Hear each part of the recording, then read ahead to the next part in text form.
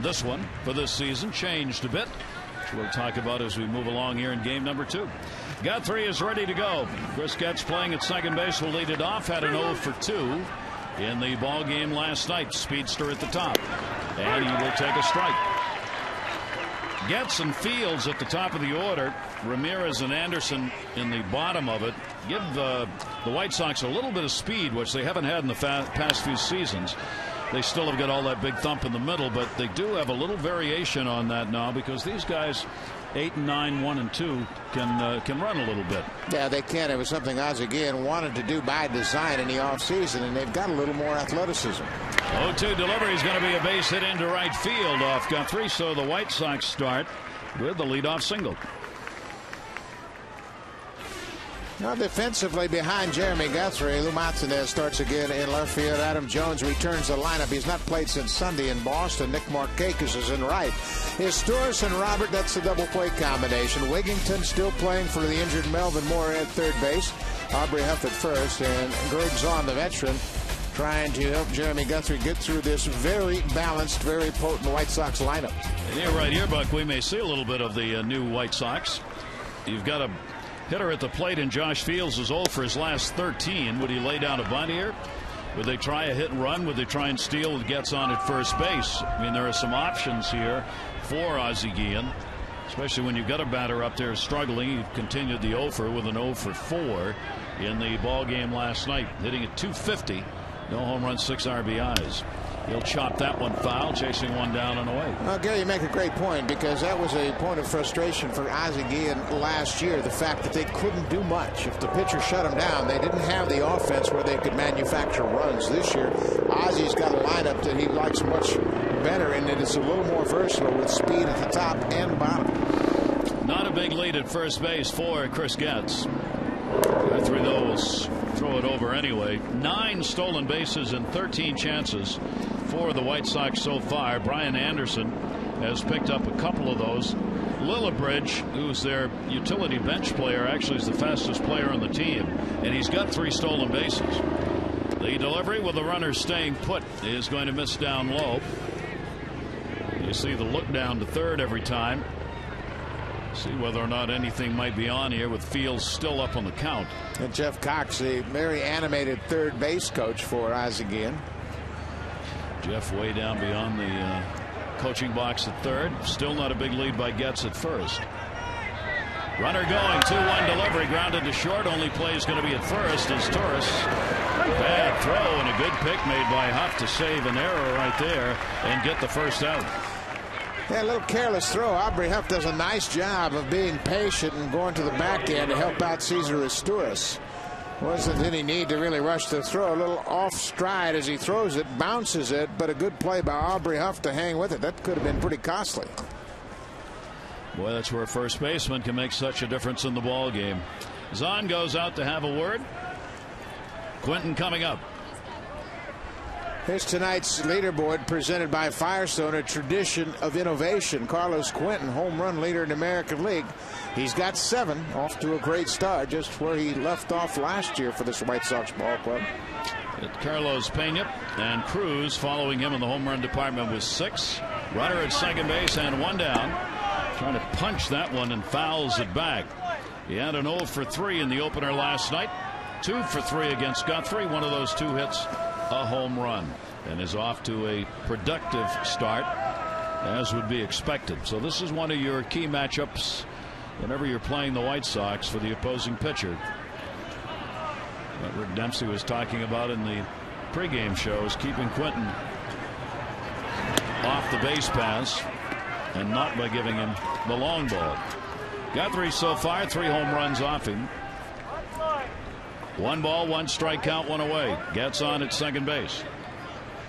They're hitting .244 as a team with runners in scoring position, but .274 when there have been 2 out. They've actually been a better ball club with runners in scoring position and 2 down than with no outs or 1 out so far this year.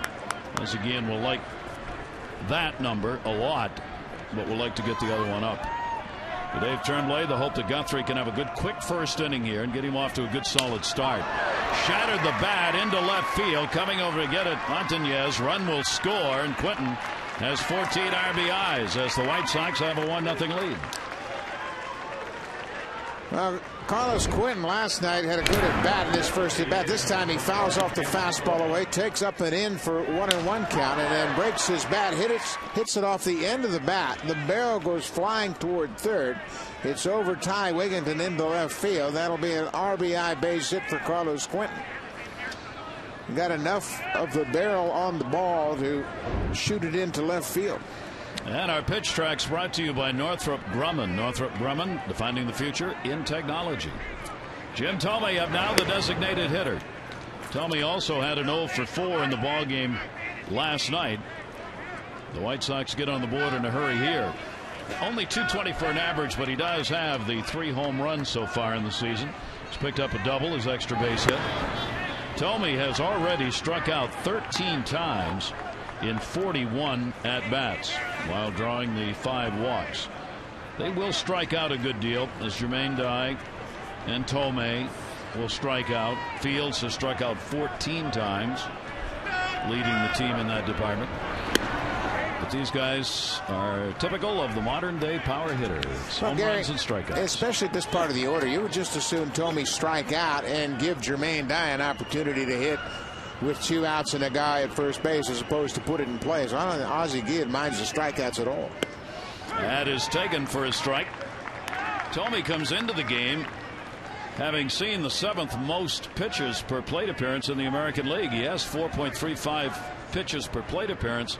That would kind of fit the fact that he has so many strikeouts. You're going to get to see a lot of pitches. 3-1 with a runner going. It is inside and ball 4, and Guthrie in trouble here in the first inning as 3 of the first 4 White Sox batters have reached against him. Yeah, it just again reflects the fact that, I mean, he doesn't have his real good command just yet. Jeremy's a very good strike thrower when he hits his stride. And remember, he was away from the ball club during spring training for an extended period of time as he pitched for Team USA in the WBC. Guthrie walked 3 against the Yankees, none against Tampa Bay, and 4 against Boston in his last outing. Here is Jermaine Dye with a couple on here, already a run in, and he'll take the pitch down low for a ball. Base runners with Quentin on at second and Jim Thome on at first. And Jermaine Dye had a 1 for 3 in the ball game last night. Guthrie looking for the ground ball double play. Will take the pop up to first. Huff. 2 down.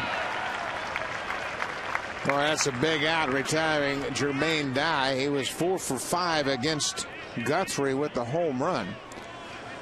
Jeremy with the breaking ball lifted up a bit, but Dye was underneath it and popped it into foul ground. Now the leading RBI man, second leading RBI man rather, for the White Sox, Paul Konerko. Quentin's their leader with 14, and Konerko's got a dozen. Konerko had a 1 for 3 in the ball game last night. Konerko, though, is ranked 4th in the American League with runners in scoring position early on, hitting .545. That's 6 for 11. He's got runners at first and second with 2 down. And a breaking ball for a strike. Gary, I don't know if there's a more potent middle of the order in baseball than the White Sox. When you look at the guys they have in the order, Quentin, Thome, Dye, and Konerko, I mean, that's some thunder. They have good at bats. They're patient hitters. They're not just freewheeling up there. They have an idea what they're trying to do, and it's always a challenge for a pitcher to get through this part of the order. 0-1 delivery on the way. A slider is going to miss outside, not by much. Guthrie stared in for it. 1-1. Jeremy, against this ball club, has a lifetime record of no wins and 2 losses, a 5.5 ERA. He's pitched in 5 games against them, has had 3 starts against the White Sox. 1 ball, 1 strike count. That's on the outside corner with a heater, and a pretty good one. And Zahn's going to go out and talk to Jeremy right here, and you can see Jeremy trying to get a feel for the fastball. He's set up inside. He misses all the way across the plate, and sometimes you won't get the call from the umpire. The umpire is set up over the inside corner. The ball is over the plate, but Laz Diaz behind the plate has to look all the way across the plate. Sometimes it's a tough pitch to call. But Zahn was set up inside, and Guthrie threw it all the way across the field. Again, the fact that his command isn't just exactly where it will be. 1 ball, 2 strike count. A run in on a couple of hits. Guthrie trying to get the inning over right here. Outfield straight away. Konerko down to third, just missed. This close to going over the bag, but could have been a mile. It's still a foul ball, and the count will stay at a ball and 2 strikes. Pretty good changeup by Guthrie there. He had Konerko out in front even with 2 strikes when Konerko is trying to protect the plate. Bat Boy's got a new bat in hand under the new rule.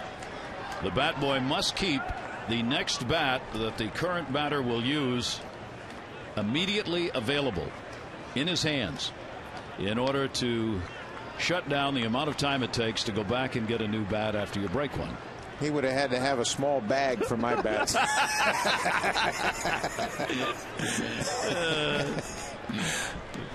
job as being bat boy just gets tougher and tougher. You know what I mean?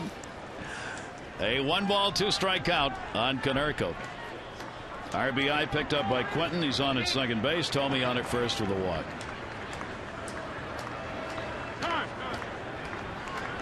Timeout taken at the plate.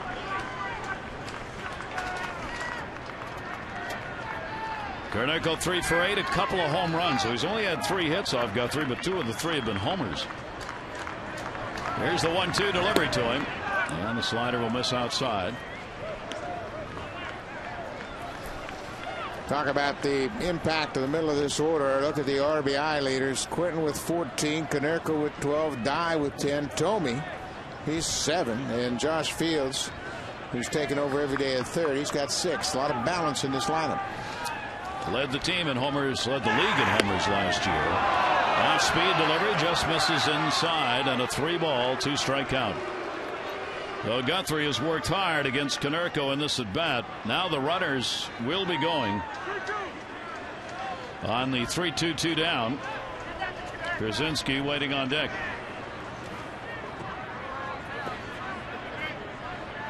A base hit with the runners going could actually score a couple right here.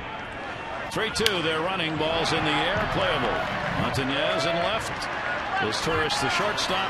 Montañez calls for it and gets it. So only 1 run in and a couple of hits, 2 left. The do-ups for the O's when we come back.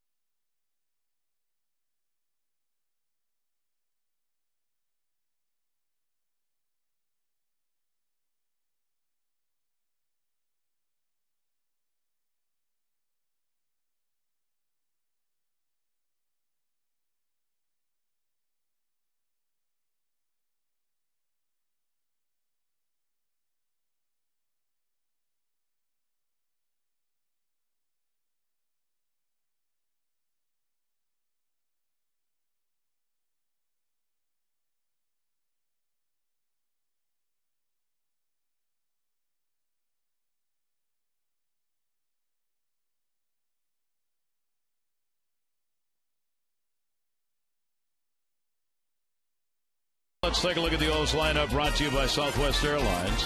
Roberts, Jones, Markakis, Huff, Wigginton, and Scott. Montañez, Zahn, and his Turris. Nick Markakis leading the majors in both RBIs and runs. Now it's time for the PNC scouting report for the White Sox left-hander John Danks. Fastball, curveball, cutter, and a changeup. Inside strikes to the right-handed batters. Really neutralizes their at-bats. He's been very effective in them. And then he will throw the changeup to both lefties and righties. Brian Roberts will lead it off for the O's. Switch hitting second baseman. Brian so far this season just a great start. 382 overall. He'll foul that one away.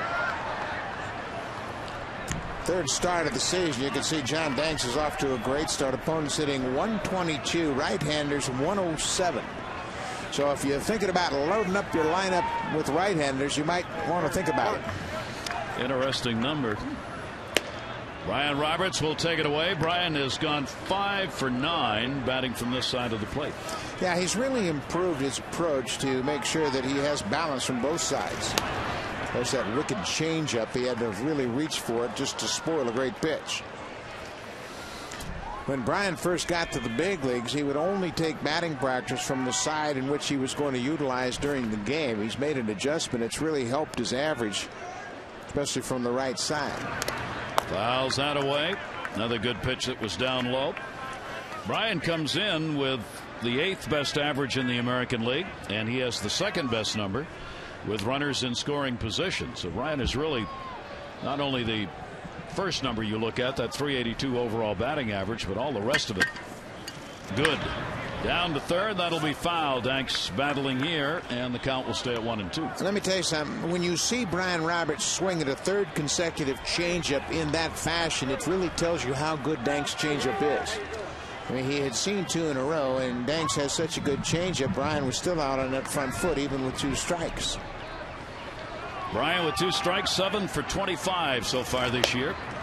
He'll take that one down low. He's 18th in the league in that department. We have 6 of the top 20 hitters right now with 2 strikes on them, with Pierzynski, Scott, Anderson, Huff, Konerko, and Roberts in this game.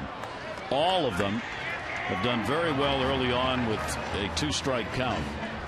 2 ball, 2-strike count on Brian Roberts. What that tells me is that list of hitters you're talking about, experienced hitters, knowing that you only need 1 good pitch during a bat to hit, and you've got to be confident against good pitchers like John Danks that you can hit with 2 strikes. Confidence in that situation probably matters most. 2-2 delivery on the way. Roberts again. Kevin Youkilis is the leader in the American League in that department. With 2 strikes, he's gone 10 for 23.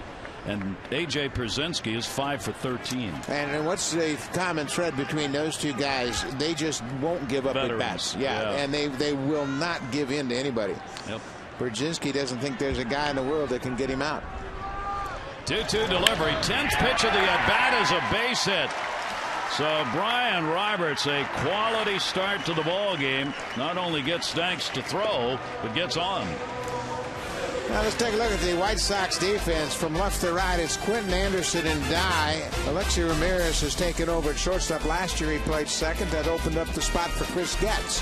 Josh Fields takes over at third every day. Paul Konerko at first base, and the veteran A.J. Pierzynski behind the plate. And the Orioles welcome back Adam Jones to the lineup. Has not played since Sunday. Ran yesterday, was in the lineup.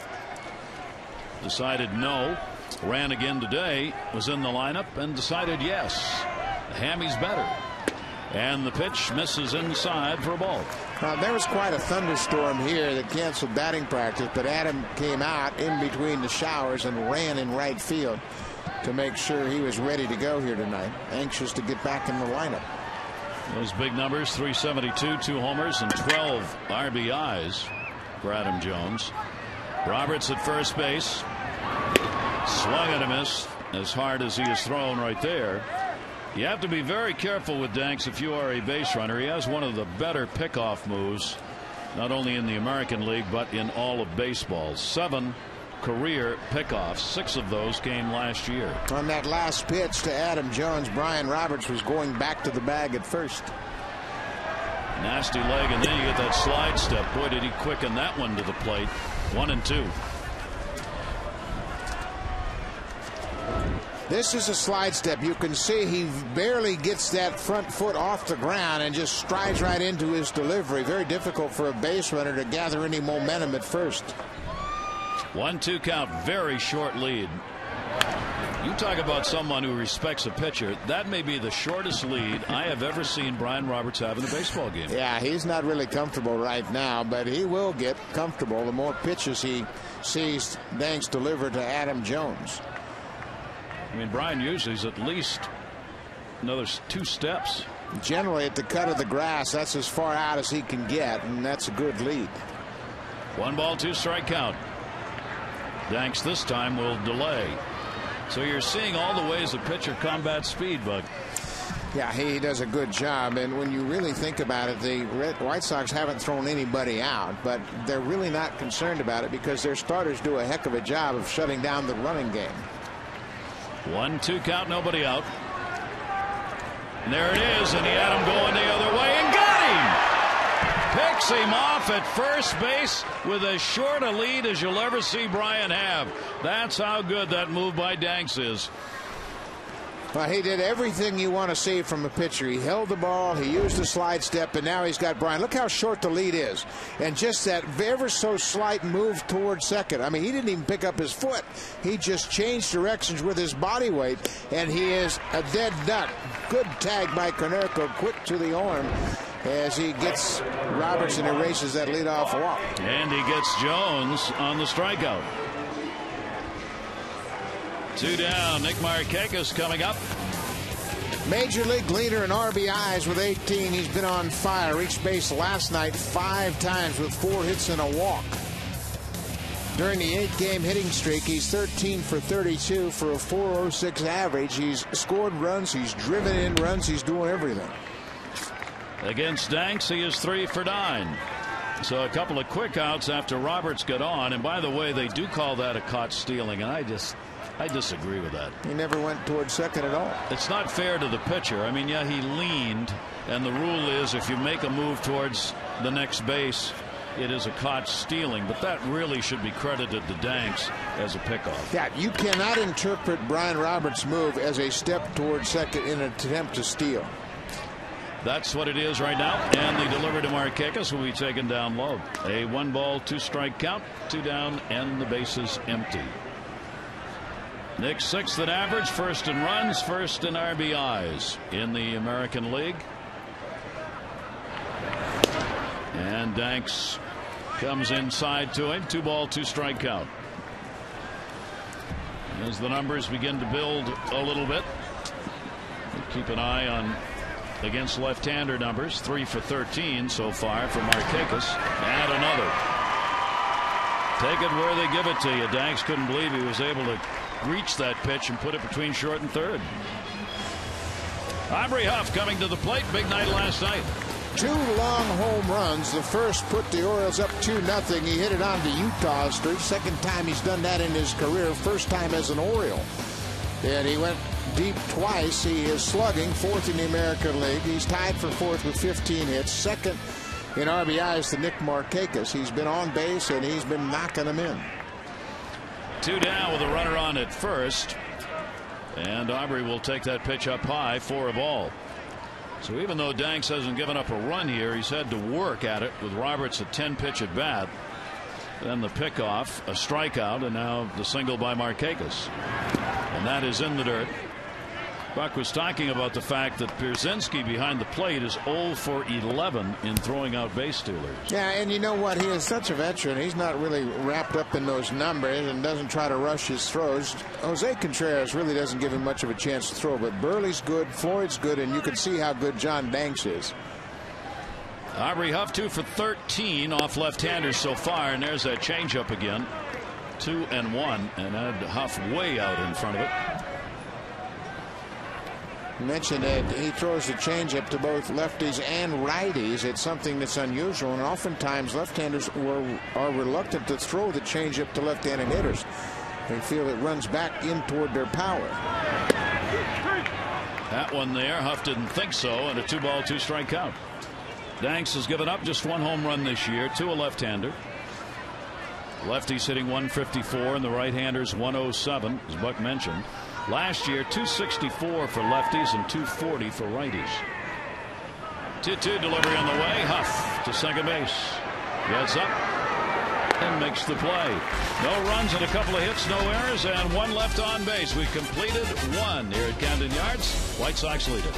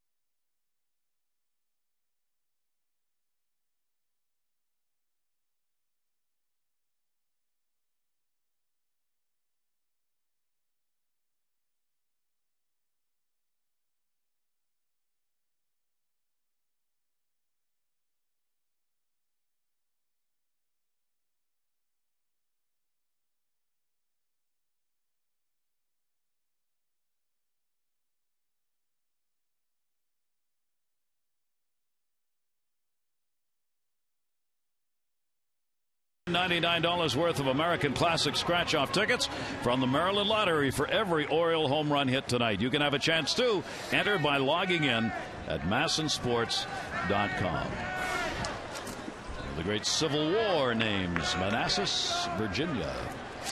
A.J. Pierzynski will lead it off here. Breaking ball from Guthrie. Pierzynski, and then the bottom third of the order that he's in with Ramirez and Anderson. 7-game hit streak for Pierzynski, hitting .293. He has always loved hitting here at Camden Yards. His lifetime average is .371 in this ballpark. It is second only to Ichiro, who has the best average at Camden Yards at .385. It was an interesting note. I had never seen the top 5 here at Camden Yards before. 1-1 is inside. It's Ichiro, Pierzynski, Dave Martinez, who hit .354, Don Mattingly .344, and Eric Davis, who hit .343.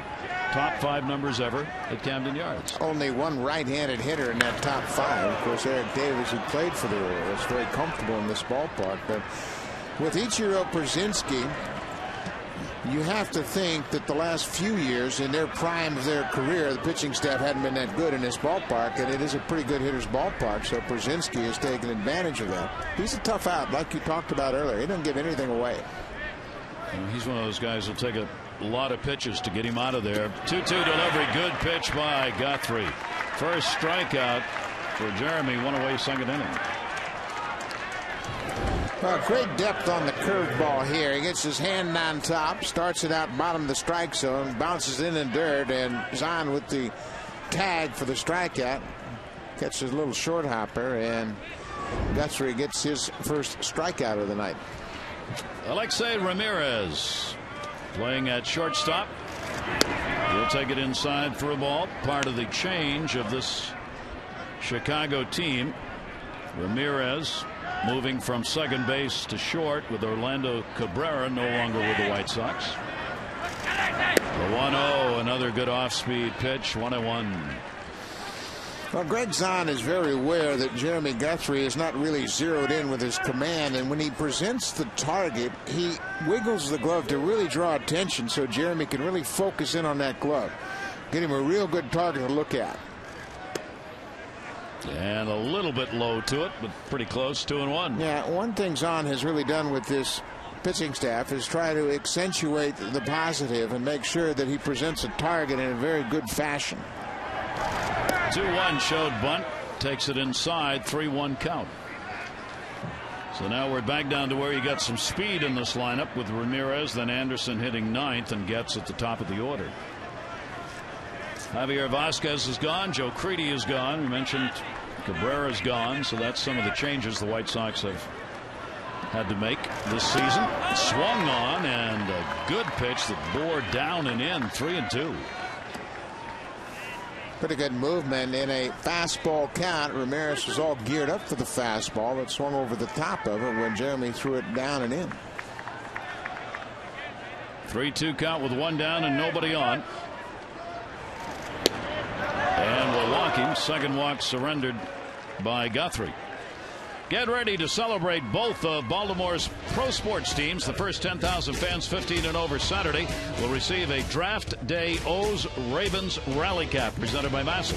It's a unique chance to show your hometown pride in both the Orioles and Ravens. For tickets, you can call 888-848-BIRD. Cheers. Or go to Oriole.com.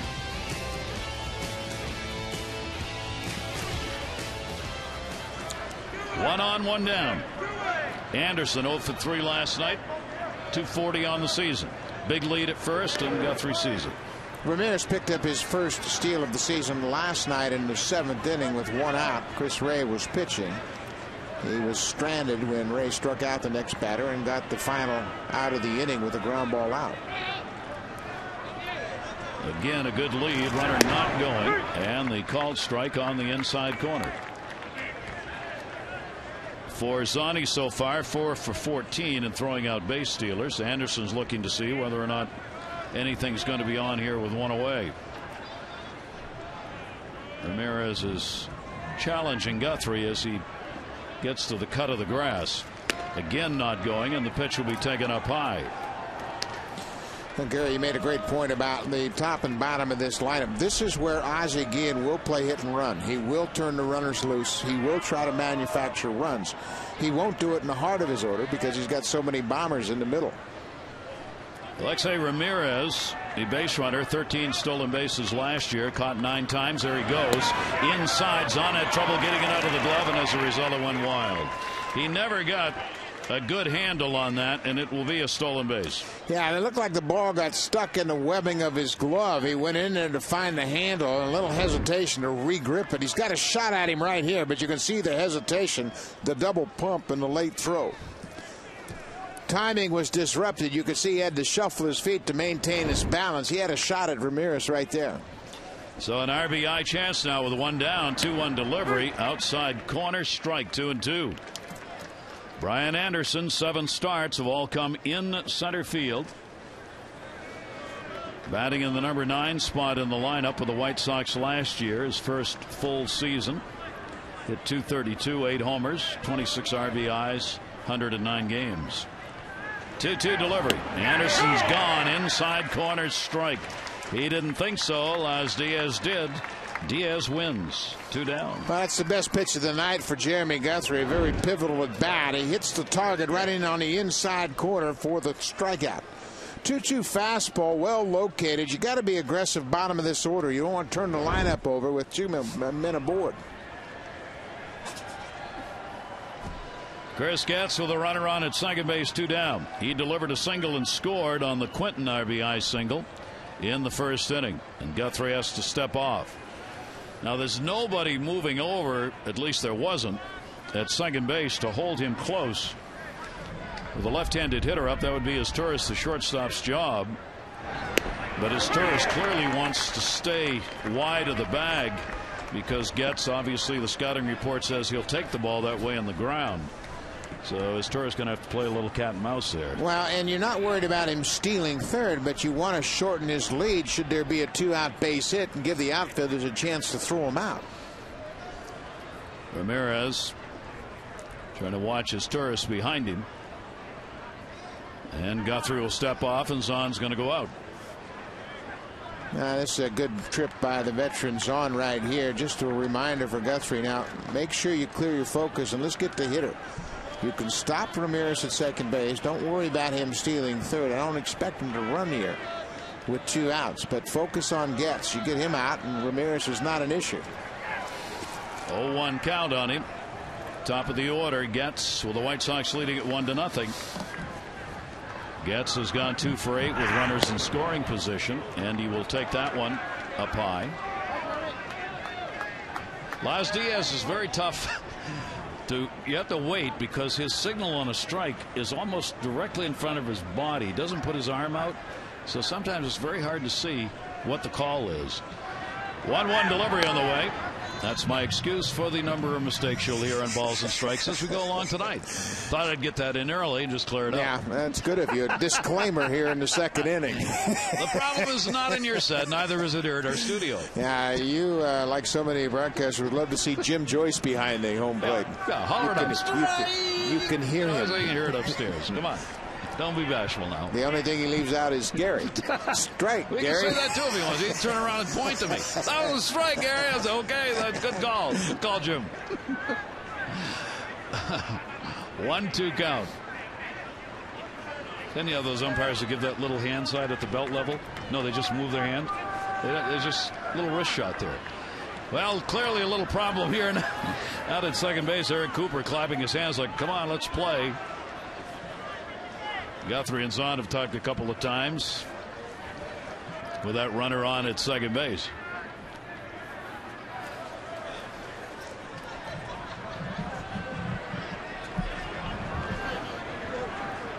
Here's the 1-2 delivery inside. Good stop. Zahn holds the runner, 2-2. Well, I tell you what, Ramirez is getting a monstrous secondary lead as he breaks off the bag. He's halfway to third base when the ball enters the hitting zone. That's a tremendous secondary lead. Gives him a great advantage should there be a base hit. 2-2 delivery, and that's exactly what it is. Base hit center, Jones up, runner coming. Here's the throw. That's why you get the big lead. Ball ricochets off The backstop, and the runner will stop at second base. So Getz delivers. It'll be an RBI single, bringing home Ramirez. Stolen base mattered. 2-0 White Sox. Well, a stolen base mattered, and a great secondary lead at second base by Ramirez. A slider that's ripped into center field. Jones gets to the ball quickly, but he didn't have much of a chance as Ramirez was halfway to third base on contact.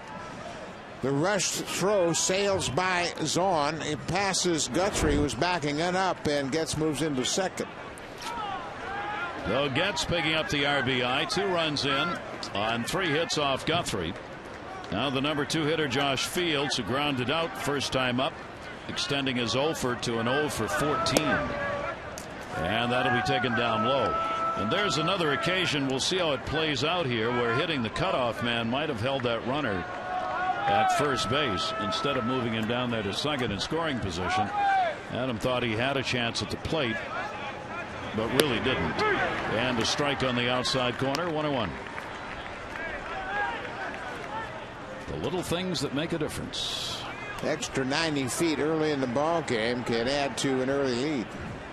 Jones was charged with an error that allowed Getz to get to second. Hit in the air, center and deep. Jones going back off the turf and over for a ground rule double. And yes, it does result in another run, and it is a 3-0 lead. Fields will be credited with the RBI. And that will bring Rick Kranitz, the pitching coach, out to the mound. Another high pitch. You could see that was destined to be down and away, but it floated out over the plate. Chris Getz jogs home as that ball hits on the warning track and bounces out of play. A ground rule double. And that could be another unearned run. The Orioles lead the American League in unearned runs, and that is a troublesome number, because the Orioles went into this season believing that their defense would be an asset to help their pitching staff, but they have surrendered a lot of unearned runs here early in the season, far and away more than any other team. Now a runner at second base, 2 down, and Quentin up. Foul ball. Single RBI, first at bat. Now you're in the real dangerous part of this order, even with 2 outs. And Quentin, one of the real run producers in the American League, 14 RBIs now, with the RBI in the first inning.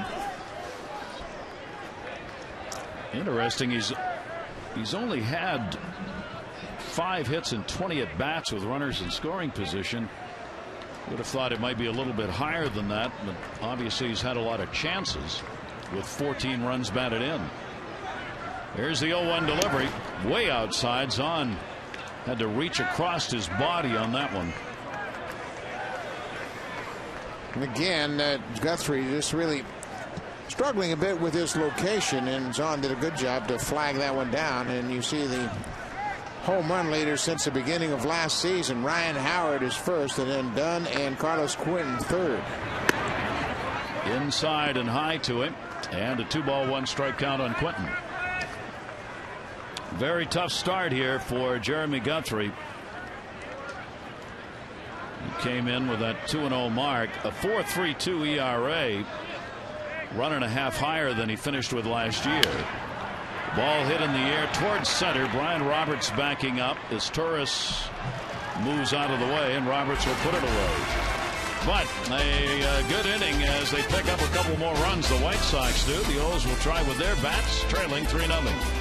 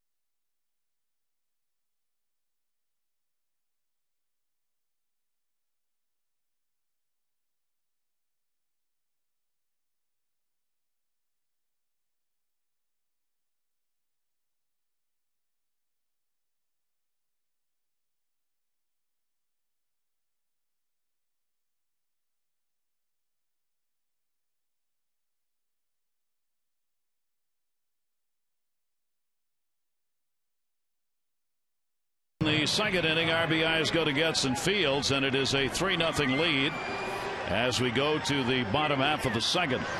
Wigginton, Scott, and Montañez are due up. This is our Wired Wednesday, as we will be joined by the skipper, and we'll also be joined by the winning pitcher from last night. And that pitch is taken for a strike. Ty Wigginton had an 0 for 5 in the ball game last night, hitting at .217. No home runs, 3 RBIs. And the pitch is inside again by Danks. He's only faced Danks a couple of times and has an 0 for 2 against him. And that one will be taken inside. Both runs in that last inning earned, even though there was an error charged. No error charged. That's why they were earned. Here's the 2-1 pitch, and that is inside for a ball. So take the error away on the throw. They just called it the runner moving up on a throw to the plate. That's interesting because the ball got away from the catcher. If Zahn squares up on it, I guess they're assuming that he wouldn't have had a play on Getz. Right field. That'll be hauled in for the out by Dye, and we'll check in with Amber. Well, Gary, some injury news. Alfredo Simon is done for the season. Today we found out he will be getting Tommy John surgery shortly. Andy McPhail talked to reporters about the disappointment. It's tough for us, but I'm more disappointed for the kid. When you think about what the kid had at stake, he had an opportunity here. He pitched well in the spring. And it, as is the nature in this game, it can evaporate in a hurry. So hopefully things will come back, and in a year or so he can get back to where he was. And you have to imagine very tough for a guy that was just in the Mexican League 2 years ago and worked his way all the way to the Orioles rotation, Gary. Boy, is it ever. I mean, how many chances do you get to make the run that he's had to get to the major league level? Yeah, he had such a great spring, and he certainly surpassed a lot of other hopefuls for the rotation, and then he got a heartbreaking news that he needs season-ending surgery. Strike taken by Luke Scott, the designated hitter. Luke is 3 for 4 in the ball game last night, raised his average to .306 on the year, and he'll foul that one right straight back.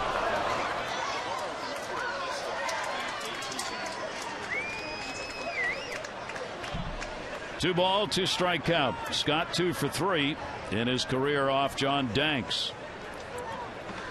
Danks has given up only 1 earned run or less in 5 of his last 6 starts going back to last year. So he has kept right on rolling this year with that .75 ERA through the first 2 games. Well, John Danks is a former #1 pick of the Texas Rangers, and he's always had a lot of promise. He was traded here to Chicago. So this is not a major surprise, but he certainly has blossomed under the guidance of the pitching coach Don Cooper. Both Danks and Gavin Floyd, both former #1 picks with other organizations, and you got to give Kenny Williams some credit for identifying young pitchers that hadn't really put it together yet. That one is whipped foul. Get the bat out in front of it. They love to tout those two together. They're always talking about the wins they've had together, their combined ERAs, because they are 2 leaders on this staff. Well, and Danks just turned 24 on the 15th. I mean, that's a very promising future. And you look at the quality of his pitches and how frequently he challenges the hitter. Throws a lot of strikes. A 2-2 delivery on the way. Ground ball towards short. Played on the short hop. Ramirez gets it over in time. Scott's retired. Simon's going on the DL. I picked my all DL team today just because I was looking at it. I'll go to bat with this team. Mauer's the catcher. Dimitri Young at first. Jamie Carroll at second. Jed Lowry, Melvin Mora, Jose Guillen, Xavier Nady, and Vladimir Guerrero the starters. For the rotation, Brandon Webb, Dice K, Irvin Santana, Chris Carpenter, and Sean Markham in the pen. Joel Zumaya, Trevor Hoffman to close, and A-Rod and Alex Gordon on the bench. What do you think? I got a chance? You got a big chance. That's an expensive roster, though. Those are all DL players, and as I went through looking, there were numerous choices at other positions. There is a lot of quality Major League Baseball players on the DL right now. Yeah, and significant injuries. Torn pectoral muscle for Vladdy Guerrero. He can't do any baseball activity. He can't swing a bat at all. They need a month of downtime for him to heal. Joe Mauer is close. He might be May 1st in his return to Minnesota. That's great news for the Twins. There's another catcher just had surgery, Ryan Doman of the Pirates. And the Pirates are off to a great start. Certainly would love to have their everyday catcher back, but the injuries will have him on the shelf. Montañez will take the pitch outside. Coming back to the Orioles for last night's game and ended up with a 1 for 5 from AAA, where he was hitting .429 early on. 3 RBIs, 8 runs, 3 stolen bases in 10 games. Takes that one to left center field. Anderson. And he's got it. And Danks retires the O's in order. We've completed 2. Oriole Park at Camden Yards. White Sox lead it 3-0.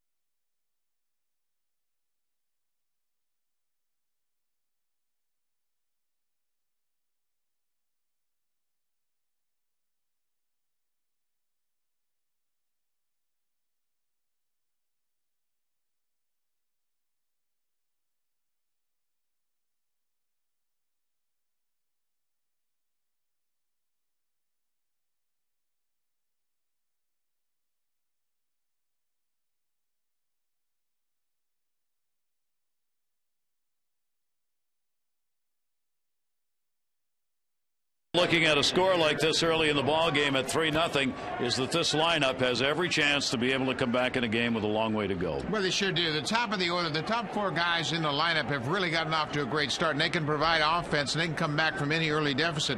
What they need right now is Jeremy Guthrie to really settle in and give them a couple of shutout innings so the offense can take over. And Jeremy Guthrie needs that right now, Buck, because he obviously trying to extend these starters to go deeper into the ball games is the eternal effort here, and he would like to be one leading the charge. Absolutely. He's off to a good start with 2-0, but he's really not throwing his pitches with the quality we have seen in the past. He's always had great command of all 4 of his pitches, and he can work to both sides of the plate, but he's just off a little bit, and I think he's going to get better and better with each start, but he'd like to be able to pitch into the 6th or 7th inning. We see this going on again. 46 degrees to start the game. That one deep to left field by Thome at the wall, and goodbye, home run. About 3 rows back, and Jim Thome does what he does so well, and it is a 4-0 lead for the White Sox. That one had just enough on it to be out of the reach over that left field wall. Watch Thome's cut the other way. When Jim Thome is at his best, that's where his power is, from left field over to center field. He stays on the ball. He is strong as an ox, and there's no ballpark that can keep him. When he stays on that ball, it's away. So Jim Thome delivers, and that'll be home run number 4 on the year for him. 545 career-wise. And against Guthrie now, Thome's had 2 hits. He's 2 for 9, and both of the hits have been home runs. And a 4-0 lead. And the breaking ball taken away by Dye, who popped out his first time up. So here's what we were talking about. Buck said, middle of this order and all the power they've got. It is tough to go up against the middle of this White Sox order 3-4 times through and not surrender at least one long ball. Well, and that's all they're trying to do is just get a good pitch and drive it, and it's a tough part of the lineup to work to. Towering fly ball to left field. Montañez this time is going to have room and puts it away, 1 down.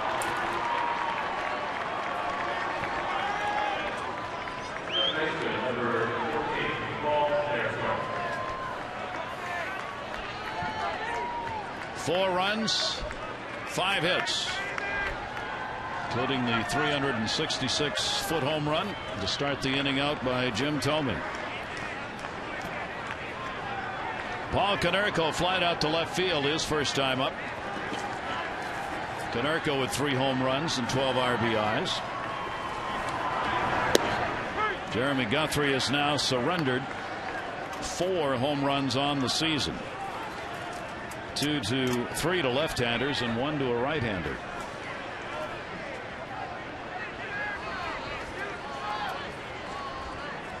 And the 0-1. Ball in the air again, right at the mound. Guthrie wants it. Get out of the way. He does. And the shortstop is Torres. Second out. I made a good pitch on Konerko right there. Got the fastball right in on his hands, and he popped it up right over the mound. And Guthrie sees it, has a bead on it, and then you can see he says, "I'll catch it." And Torres says, "Nope, let the sure man have it." And here comes the shortstop. And that's why you have traffic court in Major League Baseball. You got to know who the judge is. And when the judge hollers, get out of the way. And that's his Torres at short in the infield and your center fielder in the outfield. Yeah, pump up priority. Shortstop always has it right away, and he called everybody off. A.J. Pierzynski, a strikeout victim, his first time up. And a 1-ball, 1-strike count on him his second time up. For Jeremy Guthrie, the big change this year has been the runs. 24 runs scored in his first 3 starts. The run support entirely different than last year. That's a fair ball's on plenty of time. Makes the play. So the leadoff homer by Thome, the only run, and the White Sox extend their lead to 4-0.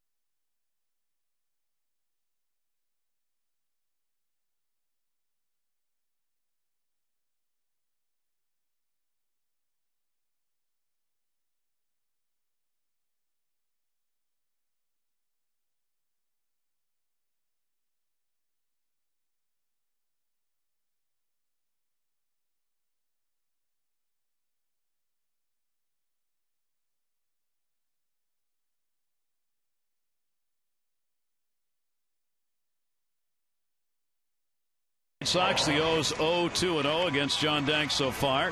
He has walked none and struck out 1. And Dave Tremblay on our Wired Wednesday joining us here. Skipper, you get a much better view, obviously, of Jeremy Guthrie, what's going on down there. Tell your impressions of the start here tonight. Well, Danks is mixing them up, pitching away, using his changeup very well. You know, the key at bat was Ramirez. We walked Ramirez. I'd like to have that one back. I think, you know, the home run that Thome hits, heck, he's hit a bunch of them before, so I got no problem with that. But, you know, I'd like to have the walk back to Ramirez. You know, Dave, you have seen Guthrie be very good in the past, and obviously his command has always been excellent. Do you think that the command is bothering him a little bit right now at this point of the season? I see him going away from his fastball a lot and going with the secondary pitches. So that probably will tell you that, you know, he really doesn't feel comfortable, you know, with the location of his fastball right now. Skip, how much a difference does it make to you, the weather and not being able to get out to take the normal pregame for a couple of days in a row? Well, yesterday was a great day for us because we got early work in and took infield and today we had early hitting with PA, and then after that, they put the tarp on. So I'd like to keep the routine going, especially when you're home. But both teams have to adjust to it, and you do it. I mean, what it comes down to is as you guys all know, it comes down to the guy on the mound, especially early in the game, and kind of settle in. They jump out ahead. Now you got to play catch up, and you got to shut them down. We need to put a couple zeros on the board, not get it all back at once, but let's try to get some base runners. Dave, obviously you've got the offense to come back and score runs, and Nick Markakis is leading the pack right now. He is on fire. Have you ever seen him in this kind of groove in the past? Yeah, an instructional league. Different caliber he's doing it. He's making it look like that in the big leagues, but he using that other side of the diamond at will, letting the ball get deep. He's special. Skip, always a pleasure. Thanks for being with us. Okay. Dave Tremblay, skipper of the Orioles, joining us here in our Wired Wednesday. That one taken out to right field. Greg Zahn flies out, one away here in the third inning.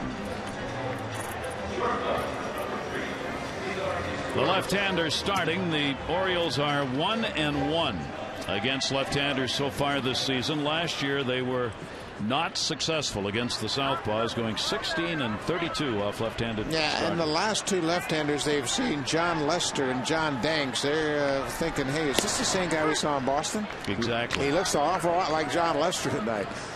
They have certainly two of the premier left-handers in all of baseball, and the way that Danks is throwing right now, he's making people think that he is going to join that same caliber pitcher as John Lester. Is Turris. He'll pump that to right field, and a little late start, but Dye had time to get there. Dye's had 3 putouts already in right field. Every Thursday this season, the Orioles host Kid Night when the kids 10 and under can receive a free upper reserve seat when accompanied by an adult. You can get up to 2 free kids tickets per adult. The next Kids Night is tomorrow, 7:05, so gather the family. Come join us for some baseball. To learn more about the Birdland Stimulus Package and other great cost-saving ideas at Oriole Park, 888-848-BIRD at Orioles.com. But Kids Night tomorrow. 2 down. Brian Roberts had a single his first time up. Orioles got a couple of hits in the first inning. Since then, Danks has retired 6 in a row. Roberts will take it on the outside corner and is behind quickly 0-2. Brian closing in on a 400 mark there. Breaking ball in the dirt. Danks doesn't take long between pitches. He's ready to go. And Gary, we talked about that last night with Brian Bergerson. When you have a pitcher you're facing that works quickly, boy, it seems as though you're rushed at the plate. You're never really comfortable. And again, it's Dye. And again, he's there. So he gets all 3 putouts here in the third inning.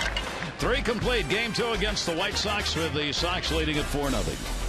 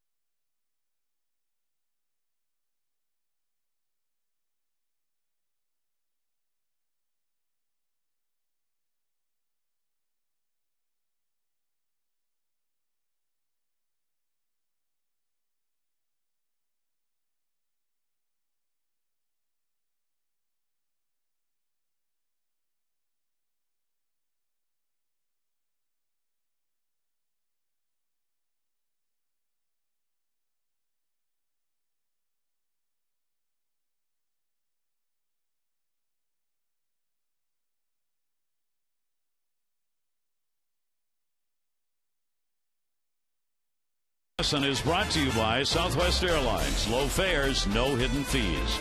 And by PNC. PNC leading the way. Gary Thornbuck Martinez, Amber Theo Harris. A cool evening in Baltimore. By Saturday, it's supposed to be up to the mid-80s. A 4-0 lead. White Sox 4-5-0, 0-2-0 for the O's. Both of their hits off Danks in the first inning. One by Roberts and one by Markakis. Jeremy Guthrie back to work here. And the pitch is taken inside for a ball. Guthrie, 2 walks, 2 strikeouts so far. Trying to get his first win ever against the White Sox. Ramirez, the 1-0. Slider misses outside. Ramirez had a walk, stole a base to set up a run in the second inning. RBIs picked up by Carlos Quentin on a single. Getz with a single, and Josh Fields a double, and the Thome home run.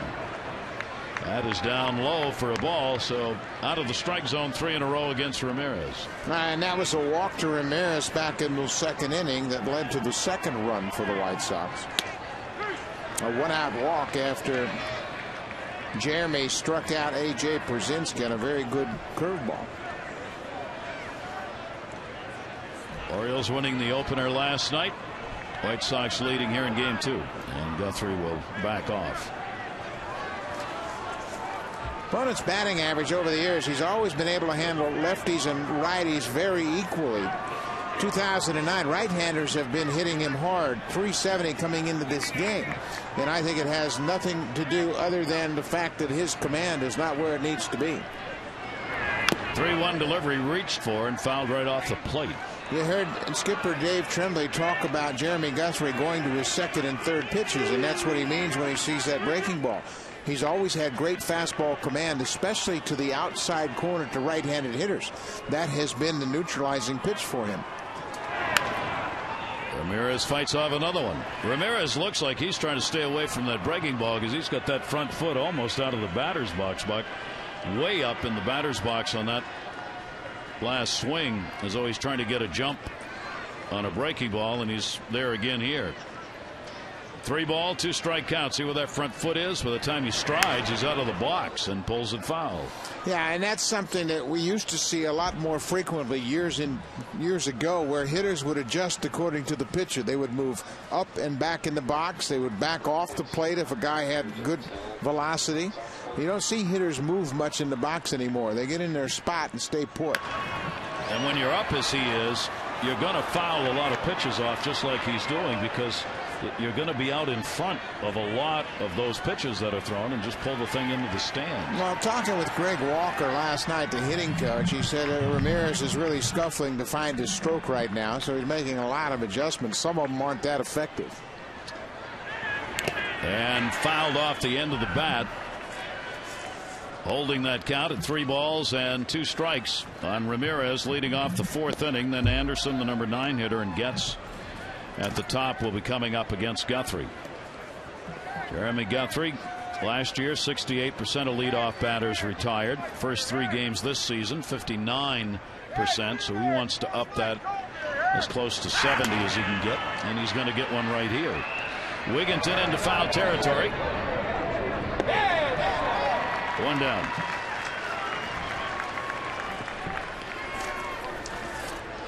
And Guthrie gets the out. Brian Anderson coming up. Anderson, a strikeout victim, his first time up.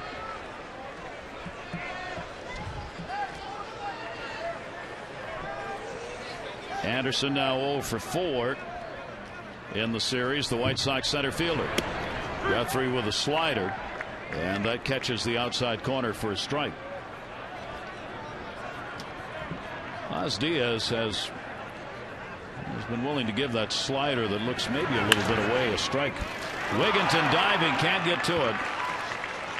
Montañez will play it in. 1-out single. Brian Anderson.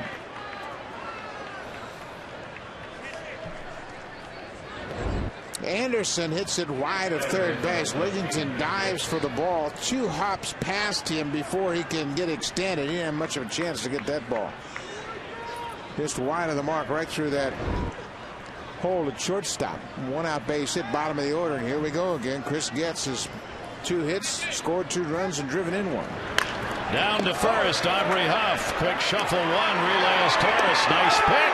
Good play at each end of it by Aubrey Huff. Tip of the cap at first. Tell you something, he is really coming onto that position at first base, having the opportunity to play it here every day.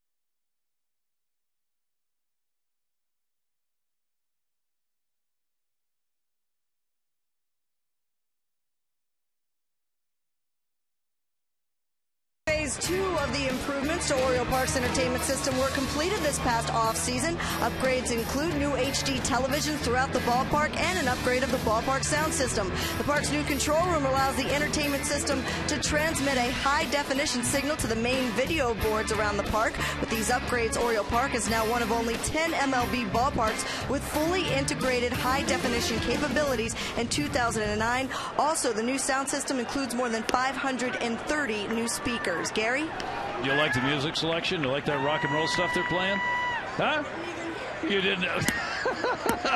Okay. It's the deal. Pitch is taken down low and a 1-ball, 1-strike count.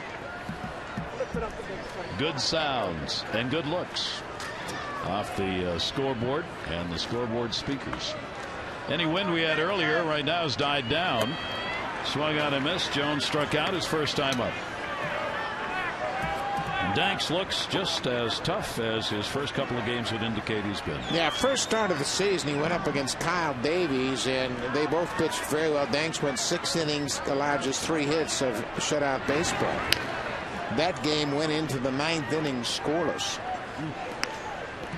But he has been in tough against some tough pitchers. He's only 1-0, but as we mentioned earlier, he's given up an opponent's batting average of 122. He got the win against Tampa Bay, another 6-inning performance, a run on 2 hits, gave up 4 walks, struck out 8.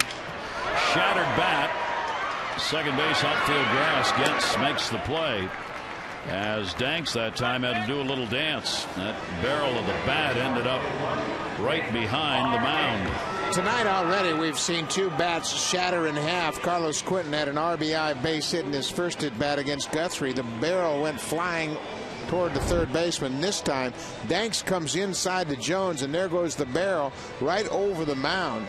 And last night in Toronto, Hank Blaylock got sawed off. The barrel came around and hit the home plate umpire Kerwin Danley in the head.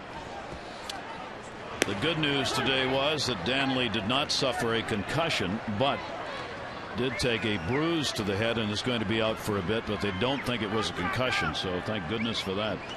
Here is Nick Markakis down to first base, foul ball. He singled his first time up. Kerwin Danley is one of the major league umpires that elects to wear the hockey style mask, and that probably prevented him from suffering any more significant injury. The Maple Bats are supposedly being phased out based on the rules that were accepted by the Players Association and Major League Baseball in the offseason, but they're still being used. To left field, an Adam ball. Quentin is there. He's got it, and there are 2 down. Danks right now is on a roll. Markakis was the last base runner with a single back in the first inning. 2 down, nobody on. Aubrey Huff grounded out his first time up. Well, we talk about the lineup and how much thunder they have in it. The top 4 hitters have been on fire. Markakis and Aubrey Huff lead the majors in 33 RBIs, hottest duo in the big leagues driving in runs. Albert Pujols and Ryan Ludwig of the Cardinals are second. Ian Kinsler and Nelson Cruz, who's off to a great start, they were third. But the Orioles duo was the most productive in the big leagues. If you're hearing an alarm, so are we. Some kind of an alarm here in the building. I don't see any lights or anything, and their players don't seem to hear it. 1-1 delivery is going to be fouled away, and a 1-ball 2-strike count on Aubrey Huff. 2 for 4. 2 home runs and 4 RBIs in the opener of this ball game. 1 ball 2-strike count, and Danks will miss up high with it. Aubrey now 2 for 9 off the 24-year-old left-hander of the White Sox. Danks with 9 in a row. Retired. 2-2 delivery. Breaking ball that will miss inside, and a 3-ball 2-strike count. Danks threw 95 pitches in his first start and 101 in his second start. 6 innings against Tampa Bay. 3-2 delivery. Huff is gone, and so are the O's. 2 strikeouts for Danks, and he is not hurting himself with 3 passes. He surrendered none. 4-0 White Sox lead it.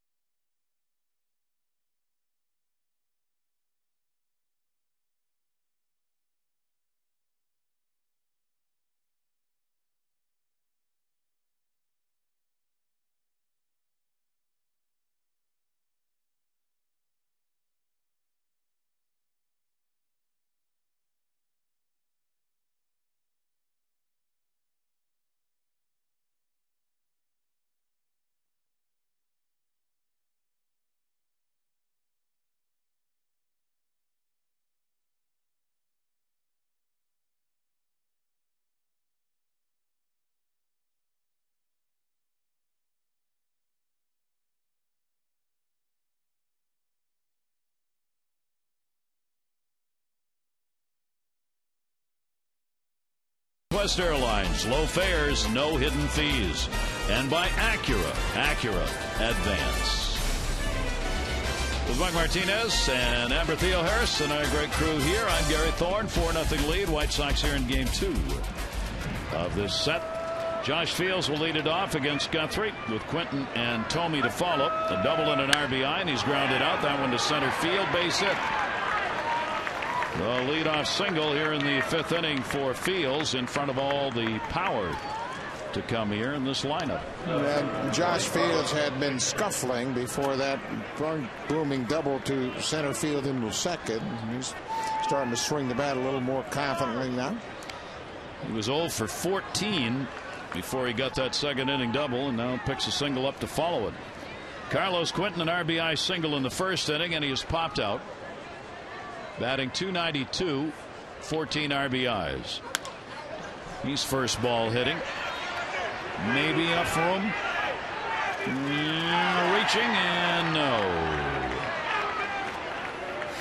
Well, everybody in that dugout hollering, stay in here. Jeremy Guthrie certainly needs a little help retiring Quinton right now, and Aubrey Huff leans into the crowd. It looks like he may have gotten a piece of it. Actually, no, it was the fans' glove that made contact. It was beyond his reach, a couple rows deep.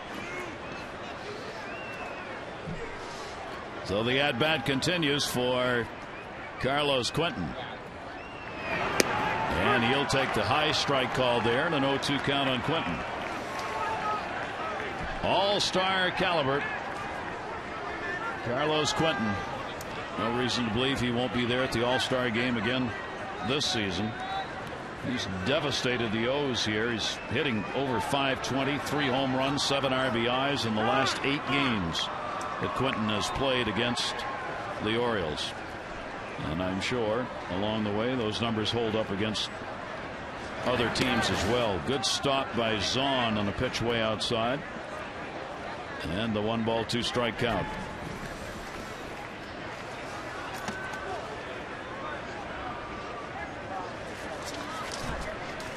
No big lead over there at first base for Fields. Nobody out, 1 and 2. And surely no room on that one. And don't call me Shirley. I wouldn't think of it. This is quite a matchup here. A couple of former teammates at Stanford University, and Jeremy Guthrie, Carlos Quinton. A couple of guys that have really established themselves through college baseball and then move right into the pro ranks. Is Guthrie's case, our #1 pick. That one is deep to right field. Markakis has a beat on this. Runner halfway will go back. Quinton is retired. One away here in the 5th. Jim Thome coming up, already a dinger in the ballgame. Ball away from Jim Thome, home run number 545, and he is a home run machine. As we heard the manager Dave Tremblay talk earlier, you don't really worry about guys like Thome hitting home runs. They're going to hit them no matter where you are and who you're playing. Closing in on Mike Schmidt, who is 13th on the all-time home run list at 548. Thome at a point in his career where almost everything he does at the plate reaches another landmark. He's only 2 doubles away from having 400 of those, and now just 4 RBIs away from 1,500 runs batted in. And Thome's reaching some serious plateaus in his fine career. 1-0 count, and a slider will miss inside to him. 2-0. And I wish everybody would have the opportunity to meet Jim Thome personally, just to understand what a marvelous person he is and how much he enjoys playing baseball. I mean, he is so enthusiastic about the game. Appreciates everything he has done, and he credits Charlie Manuel with a lot of his development. Charlie Manuel had him in the minor leagues with Cleveland. He was his hitting coach in Cleveland. And he still maintains a special friendship with Charlie Manuel. Throw over, diving back in is Fields. Thome is one of those great teammates, is he not? I mean, he's just such a positive influence and a leader, quietly so. But no guff, takes no guff, willing to stand up when need be, player or otherwise, to other players. But he does it in such a fashion. It's like Big Brother talking to you, going, you know, Gary, we just really don't like to do things like that around here, and just get your attention in a very positive manner. Then you look at him physically and you go, you know, I'm listening. I hear you. Went around on it. They called a strike on the swing, and a 3-ball 2-strike count on Thome. Thome will have a lot of strikeouts, a lot of walks, a lot of home runs, and a lot of RBIs by the time the season is done. He is one of those modern day power hitters, and in the role of a DH, it piles up all of those kinds of numbers.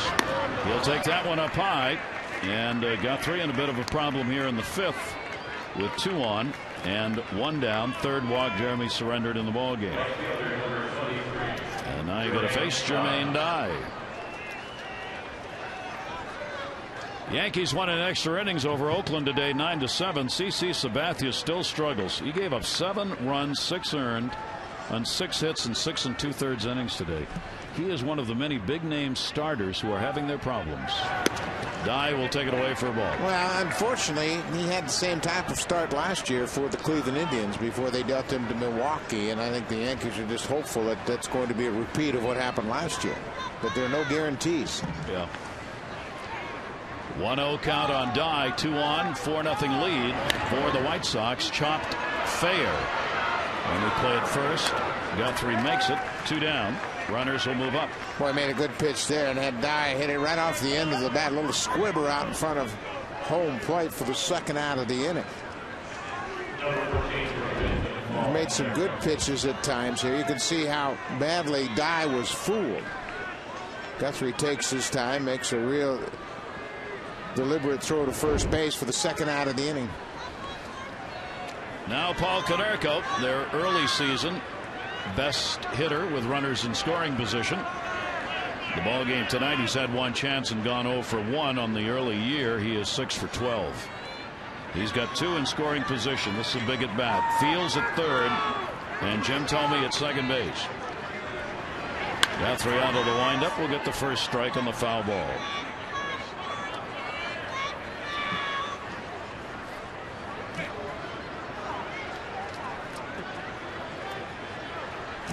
Keep that going all year, you got a good chance of leading the league with runners in scoring position. Although the numbers that lead the league tend to be very high. A couple will be over 400. Yeah, it's an inflated number to be sure. 0-1 delivery on the way. Ground ball towards short is Turris. And Guthrie works his way out of it. No runs, 1 hit, no errors. 2 are left in scoring position. A 4-0 White Sox lead.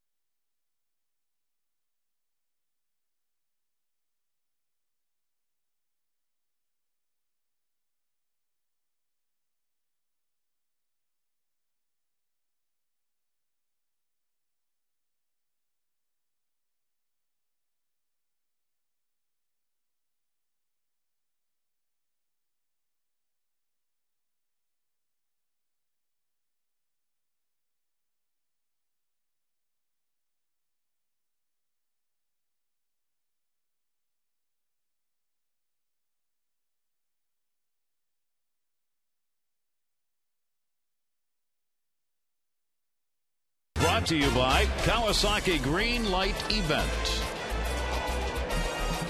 It is Earth Day, so we hope you are recycling all of those people who used to be friends, who you forgot about or don't care about anymore. And never mind. Well, that's not what it is. No. No.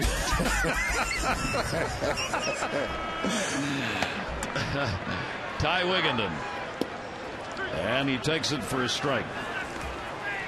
Wigginton has had 1 at bat. That's it. Danks has gone through this lineup after 2 singles in the first inning, and he's going to get another out right here.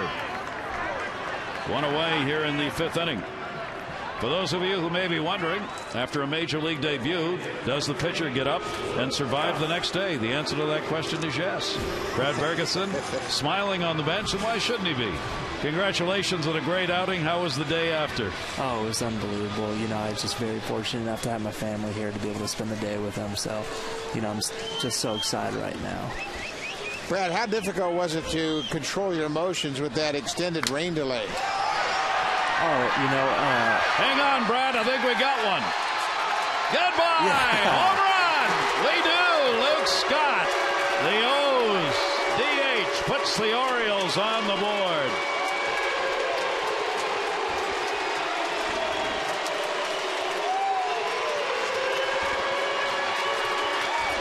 Well, Brad, you know, you take a look at this swing by Luke Scott, who is really starting to swing the bat well. A high fastball out over the plate, drives it into the seats to get the O's on the board at 4-1.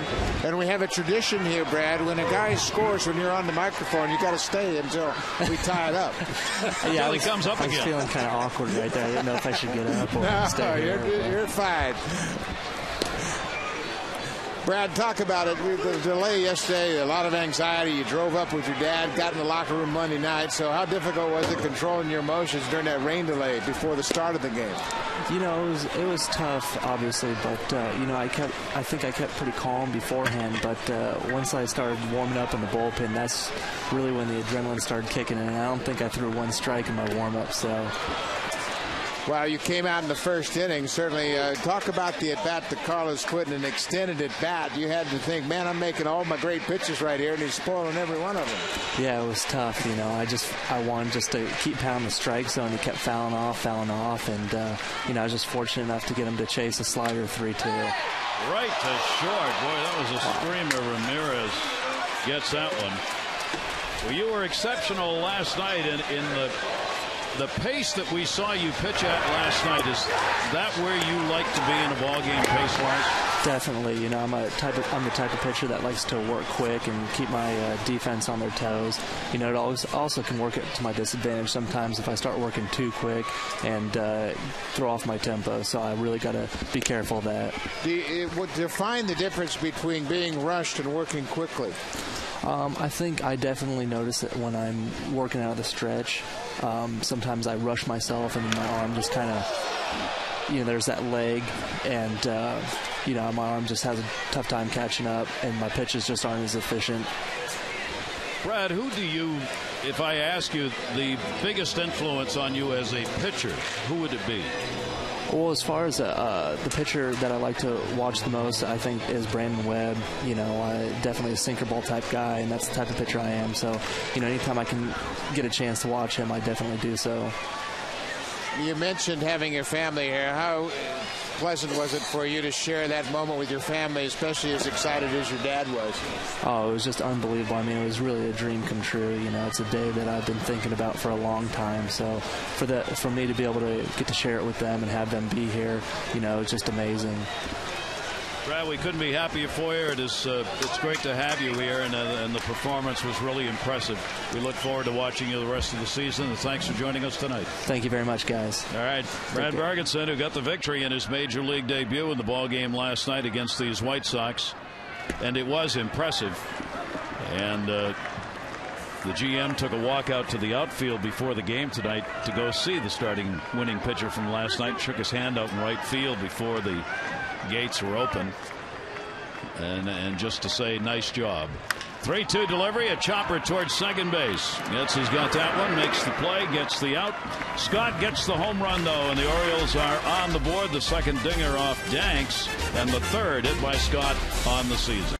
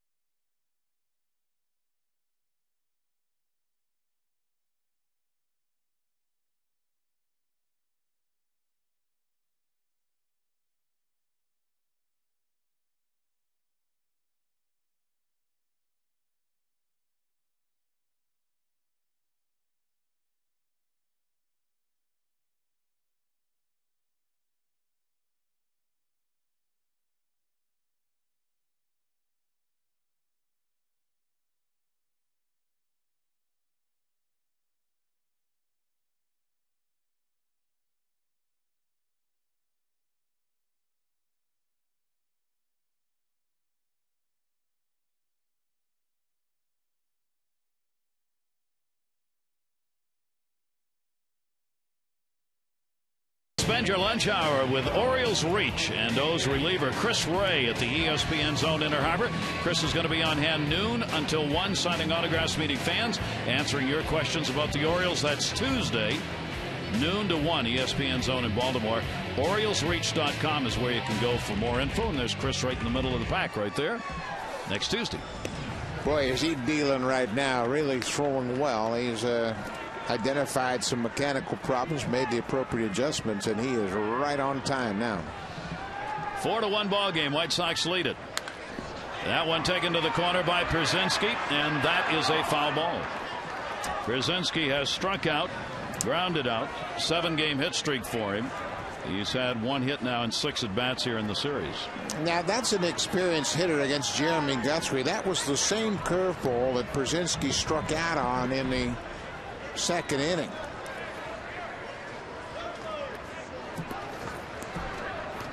If you're Guthrie, now what are you dealing? Well, you can do a lot of things, and you can throw another curveball a little lower than that. Missed with the fastball down. But Jeremy's made some good pitches here in the last couple of innings. He got Jermaine Don, a little squibber in front of the plate, and then got Konerko on a slider to strand 2 runners. That one is again to right field, and Markakis will have time. 1 away here in the 6th inning.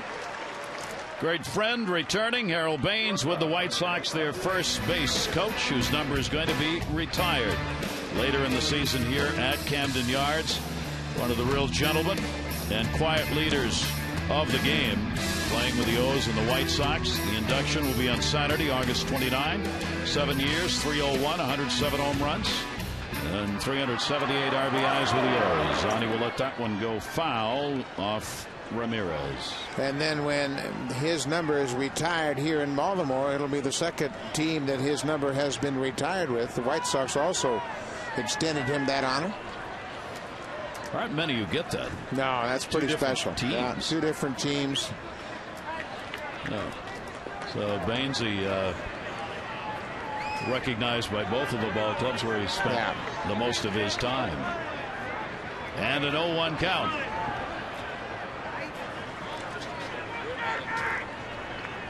Obviously, I misspoke. They're not retiring his number. They're inducting him in the Hall of Fame. They retired his number in Chicago. Yes. Perhaps we've added to it tonight. Yeah, well, we'll just extend the. We have that liberty. We do. Harold Baines was my first interview in television. Really? Yeah. It's a wonderful story. And we'll determine that. Here's the 0-2 delivery. Nice play, Wigginton. Side saddling that one to get the 2nd out of the inning.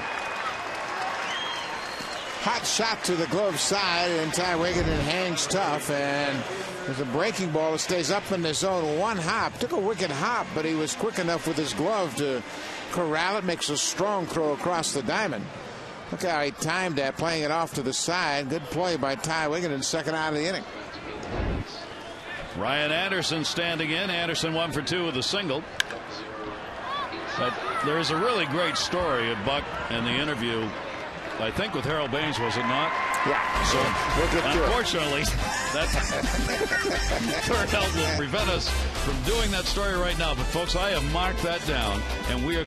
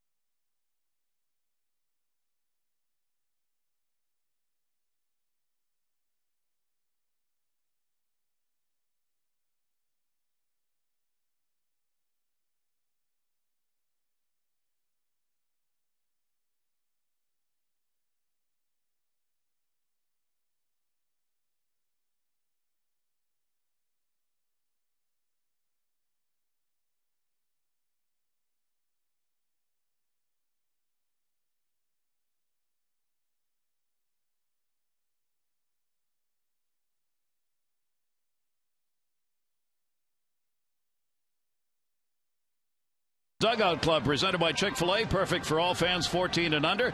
Tickets to 10 games, a Dugout Club hat, membership card, the collectible lunchbox, and it only costs $17. There are other giveaways, and the family and friends get tickets for only $6. 888-848-BIRD, Orioles.com, or any Chick-fil-A location for information on how to join the Junior Orioles Dugout Club.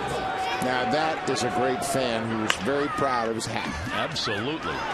His Torres ground ball played easily at third by Fields. One away, sixth inning.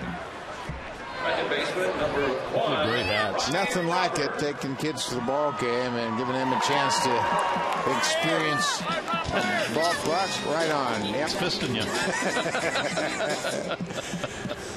you. Intently watching the ball game. Little blanket there, and it's needed tonight. 46 when we started. I don't think he's dropped a whole lot beyond that, but it's cool.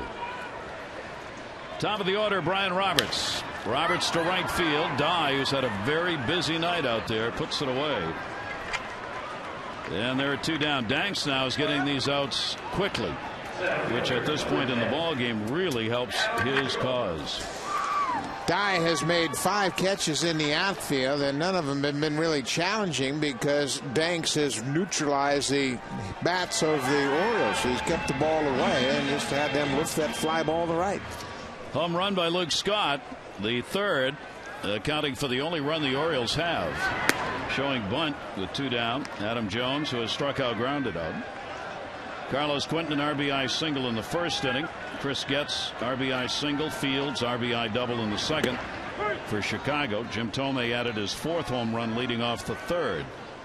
4-7-0 for the White Sox, 1-3-0 for the Orioles.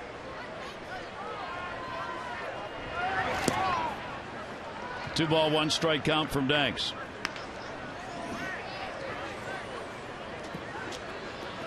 These two teams played a tough series last year against one another. The White Sox won it 5-4, but there were some good ball games and one hellacious weather game in Chicago. 2-1 delivery. That one got jammed on it. Carlos Quentin coming on, and he's got it. And a very easy inning for Danks, who sets them down in order. We've completed 6, 4-1 White Sox.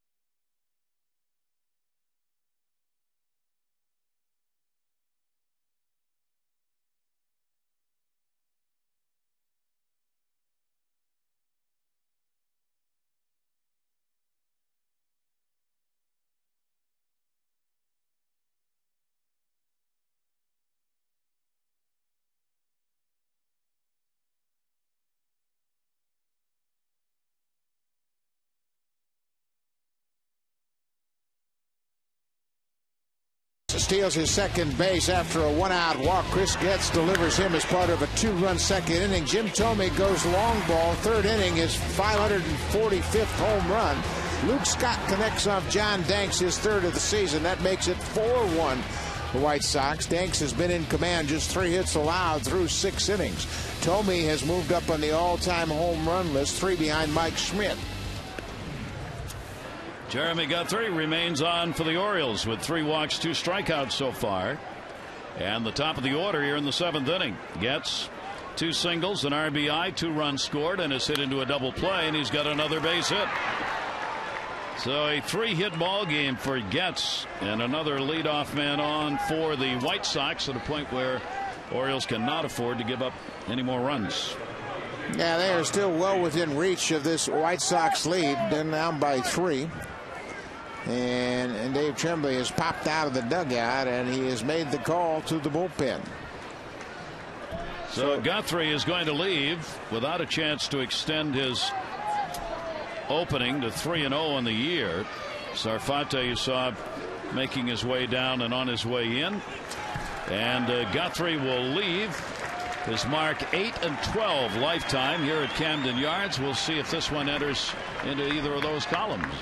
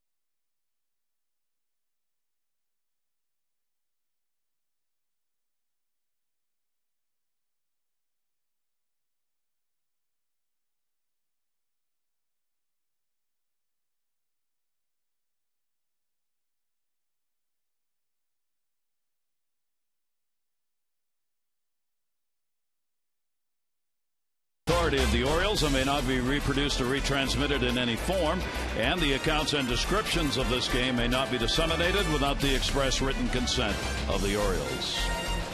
Jeremy Guthrie leaves the ball game, still without a victory against the White Sox. 0-2 in his career, could be 0-3, could take the loss, will not get the win. Made some steps in the right direction in my mind, as he made some good pitches in the 4th and 5th and 6th inning. Actually, double play in the 4th inning. So the last couple of innings, he really started to make some quality pitches. Dennis Sarfate comes in his first outing since Monday, the morning game at Fenway Park, the series finale of that 4-game series. Runner at first base, nobody out.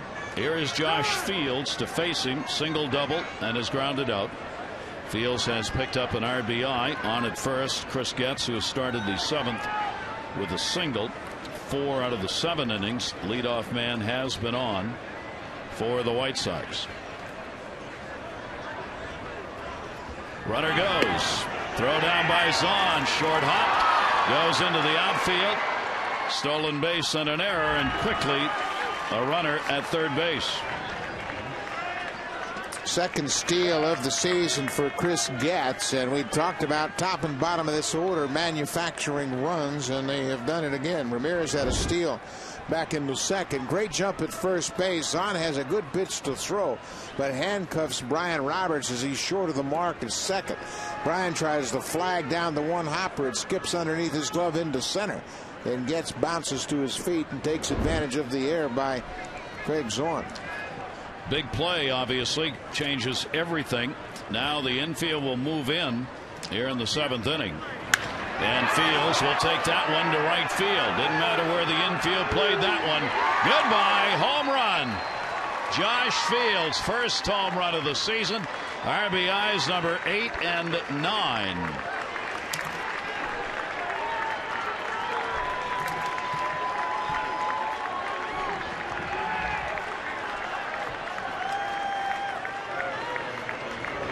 '25th career home run for Josh Fields. He came into this game scuffling.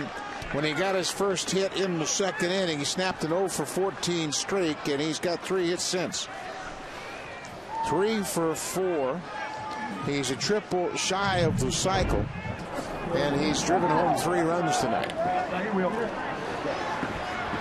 So that will clear the bases as the White Sox, the leading home run hitting team last year, have 2 home runs in this ball game. Thome and now Josh Fields, and they have a 6-1 lead. And the breaking ball is in the dirt. Carlos Quentin, an RBI single, is 1 for 3. So the bats have opened up this game for the White Sox. Quentin now hitting at 286, and he will check on that one. Did not go around. Chuck Merriweather down there at first base. Carlos Quentin, a very strong hitter. You can see how easily he checks his swing. Thought about swinging the fastball.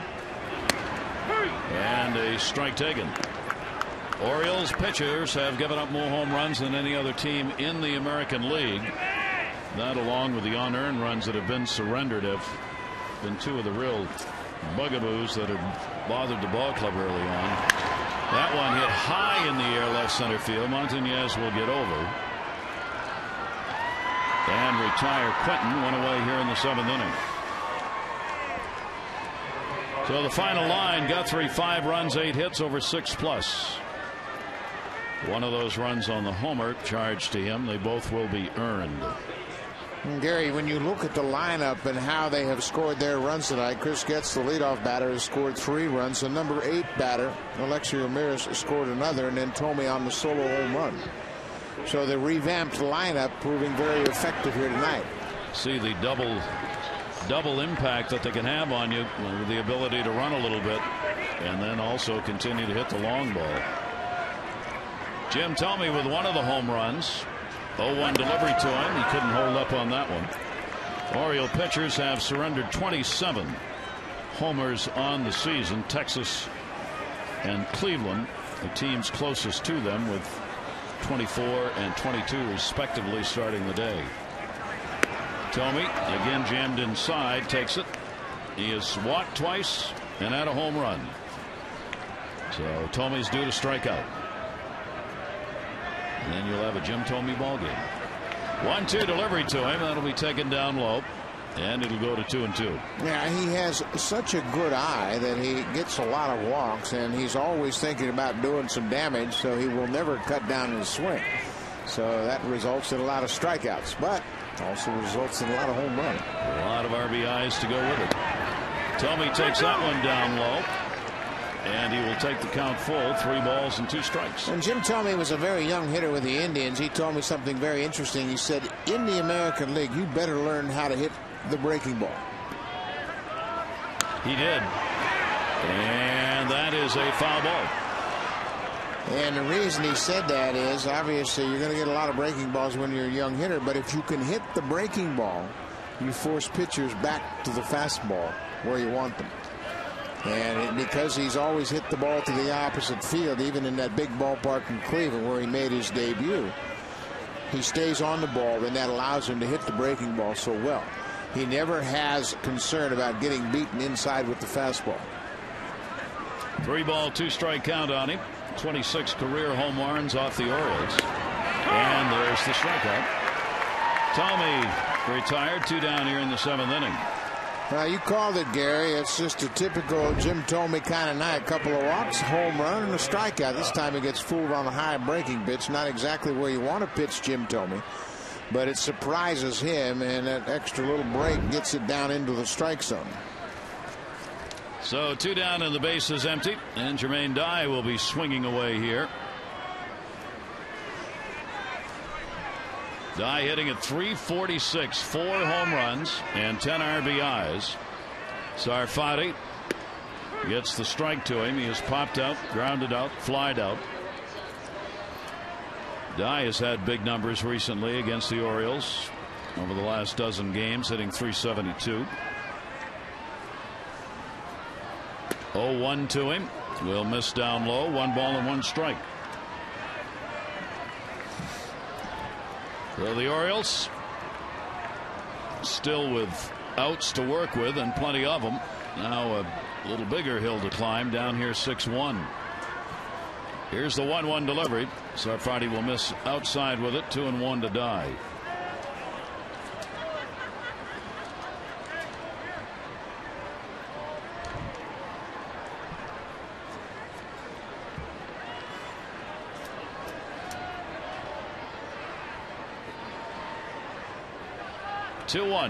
Die just misses one. A little bit out in front of that. The 2-ball 2-strike count. He's another hitter who doesn't get cheated of at-bats, swings in his at-bat. No, and he has good at-bats, and he has a game plan. He'll take the breaking ball, hit it the other way. If you hang it on the inner half, he'll turn on it. But he has been a very productive hitter, and a guy that the White Sox have to make a decision on at the end of the season. He has a contract option for next year, but it's one that they both have to agree upon. 2-ball 2-strike count with 2 down. And a full count, 3-2 on die. That's what GMs try and stay ahead of. It's not right now, it's the future. You look at all the guys whose contracts are coming up. Who do you think you can afford? Who's probably going to go? Who wants to go? Who wants to stay? How can you fill in some holes early just in case?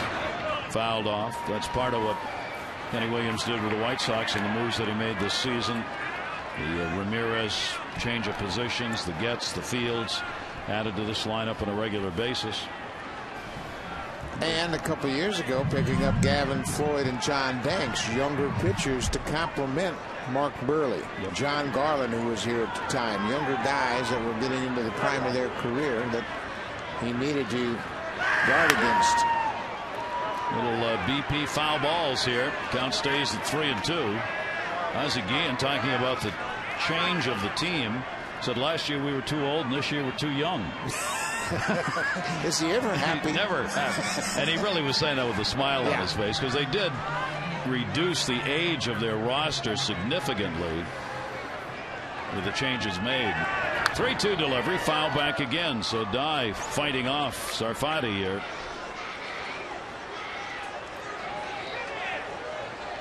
And the count stays at 3-2. Yeah, Ozzie, I don't know that he was ever really enamored with Orlando Cabrera, the shortstop that was there last year. He's been a pretty productive offensive player and a good fielder at times, but I think Ozzie wanted a little more athleticism at short. 3-2 delivery, and Sarfati will win that battle. But the big 2-run homer by Fields extends the White Sox lead. It is 7th inning stretch time, brought to you by Jack Daniel's Tennessee Whiskey. Please drink responsibly.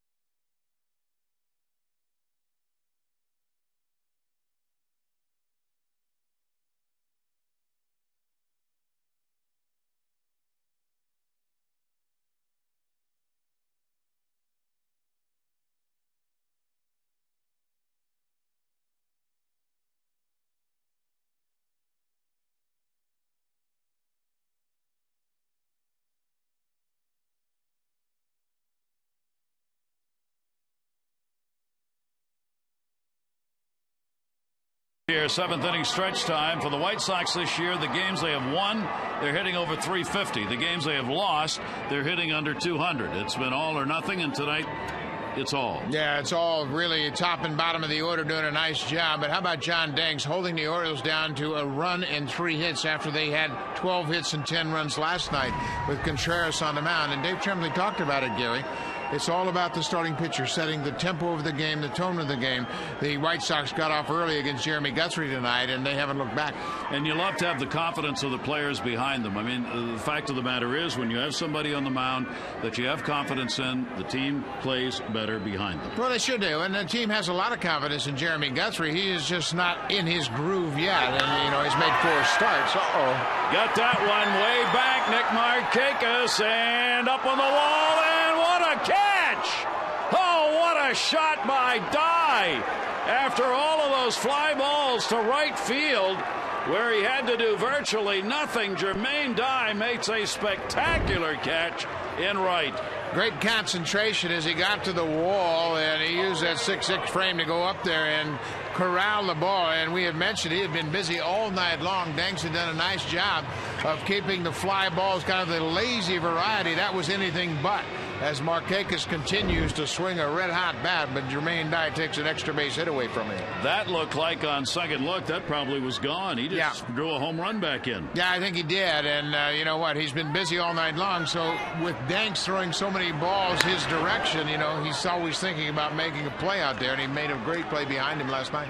Baseball is a game like that. Some nights you can't explain why. Why would Jermaine Dye tonight be the one marked out to pick up all those fly balls? Well, I think that John Danks, the way he is pitched, he's established the inside to the right-handed hitters, and then he's thrown the sinking fastball away to the right-handed hitters, and I think that's why there have been so many lazy fly balls. That certainly wasn't a lazy fly ball off the bat of Markakis. That's one of the few balls that's actually been hit very hard tonight. The Orioles have not been able to get much of the bat on the ball against him. No, they sure haven't. You got to give Danks an awful lot of credit. This is a red-hot team, and we mentioned the fact that they had 12 hits in last night's game, and it's difficult to cool off a team as quickly as Danks has tonight, but it just shows you how much he has progressed over the last year and a half.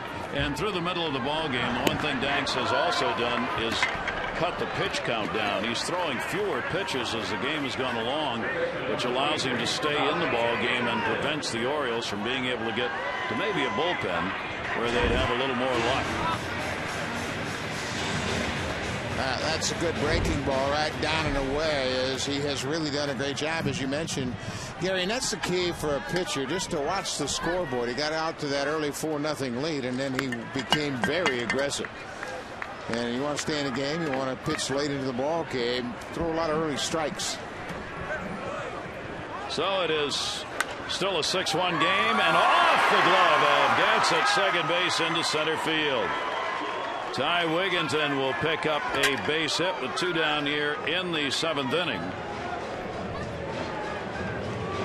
You never know how a big play like Dye made plays into the ball game, because suddenly the O's are starting to hit the ball harder against him. Yeah, and Wigginton has always hit well against left-handed pitching, and that time he hit a ball right on the line to Getz. It goes off his glove and ends up in center field. And now Luke Scott. Luke has had a home run, his 5th in the 5th, his 3rd of the year, accounting for the lone run that the Orioles have, getting it against Danks, who surrendered just his 2nd of the year.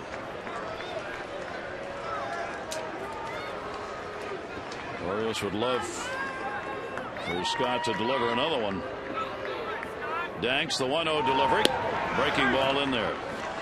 Luke's 3rd home run of the season came on a high fastball out over the plate. He stayed on top of it, and he is really starting to feel more comfortable in the American League. He's a very, very detailed note taker, and that year he had last year certainly serves him very well. And he takes that one in a 1-ball, 2-strike count. He leaves nothing to happenstance when it comes to what he does at the plate. Studying every pitcher and every at-bat that he's ever had. 1-2. Danks with 2 down. A little off speed on him, and him way out in front of it. Luke Scott with the 1 for 2 he's had tonight, now 3 for 5 off Danks, and getting the first home run he's had off the Chicago starter ever. Orioles trail it 6-1, being out hit 9-4, and have left only 1 base runner on, and that was back in the 1st inning. 1-2 delivery. Grounded to first base. Konerko will take it to the bag. No runs, 1 hit, no errors, and just the second base runner left on. 7 complete here at Camden Yards. 6-1 Sox.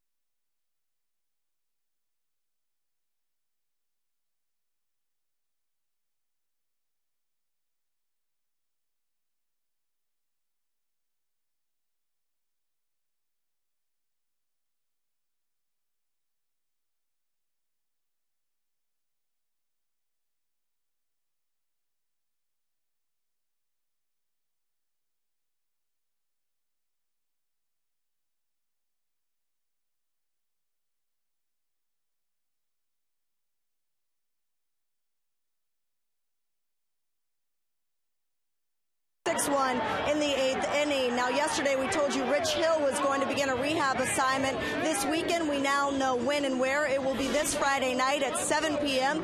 in Frederick. He'll pitch for the Frederick Keys, and as we told you yesterday, he's only going to pitch about 60 to 65 pitches just to make that first rehab start. The Keys will be taking on the Potomac National, so if you want to see some major league pitching in a minor league ballpark, just head about 50 miles west to Frederick this weekend. Gary? All right, Amber, update on the many players that will be following at the minor league level in different capacities as the season goes along. Sarfate stays on and will be pitching to Konerko, who's 0 for 3. Brzezinski and then Ramirez.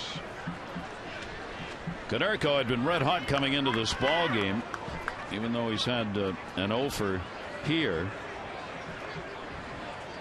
Konerko is .423 his average over the last 26 at bats. 3 home runs and 12 RBIs. Paul picks the Boston Bruins to come out of the East for the Stanley Cup playoffs and thinks they have a real shot, but he's sticking with the San Jose Sharks, the team he picked prior to the season, so he's holding true to his first selection. He is a sports trivia nut. He really pays a lot of attention to all the sports. A big fan of hockey, of course, and just loves to watch all the different sports. 1 ball, 2 strike count on him. So Friday's pitch grounded slowly to third. Wigginton running throw and dropped.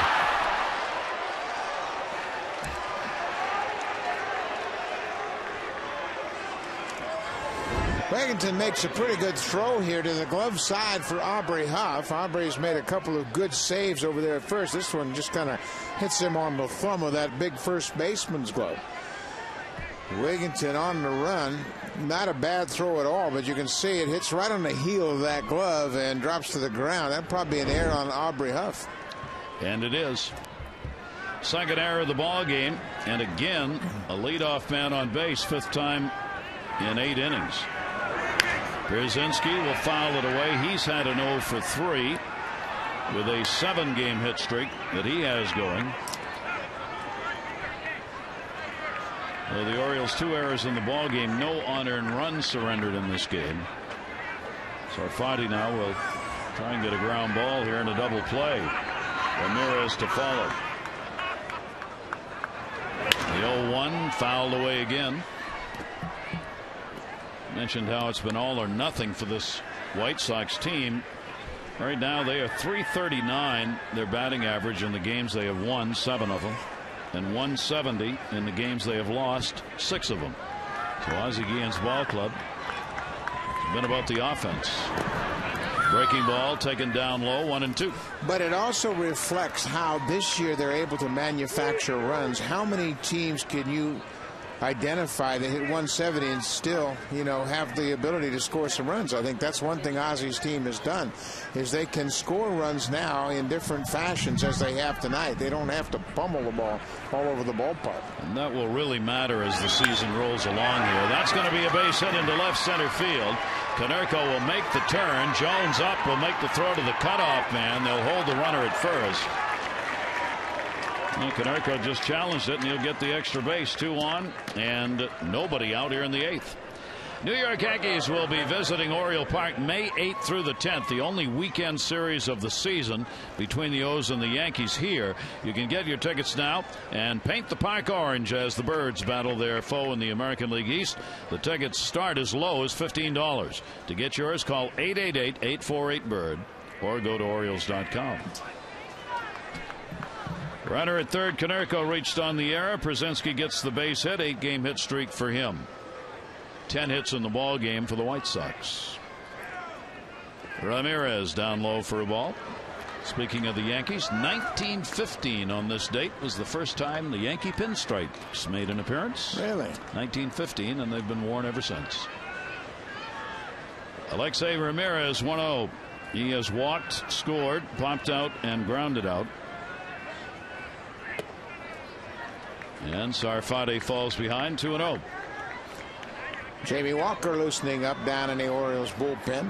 Boy, he has thrown the ball well early in the season. Infield will stay back. They'll try and get that double play, surrender the run. May not have to surrender anything here. Montañez, runner will tag, but not going anywhere. So there's 1 out. Ramirez retired. Runners remain at first and third. And that will bring up Brian Anderson. Anderson with a single. He is 1 for 3 in the ball game.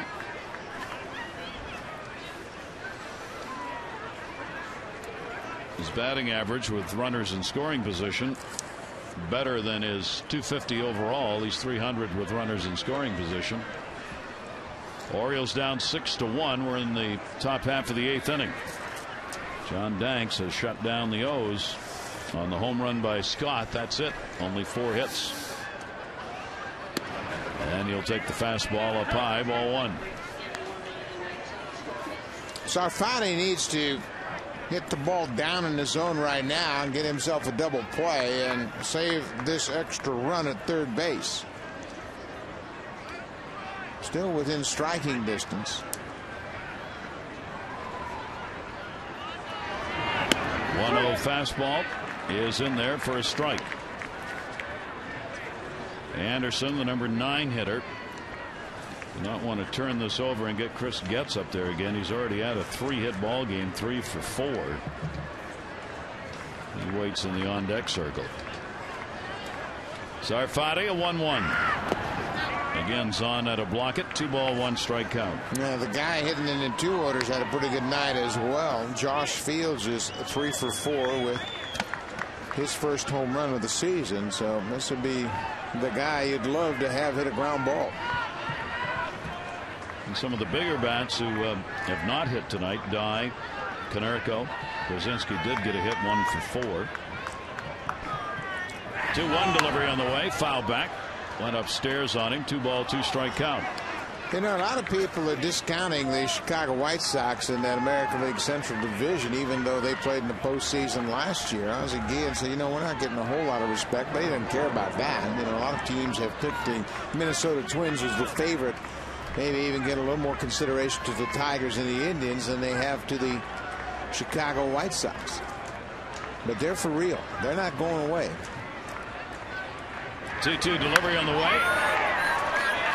That'll get at least 1 in, and it'll get more. Jones could not make the catch. Will get it in a hurry. 1 run will score. As Przinsky had a hold up, he'll stop at third. Konerko scores the run. RBI base hit for Ramirez, and a 7-1 lead. This ball slices away from Adam Jones, who had thoughts about diving for it, but wisely chose to play it off the hop.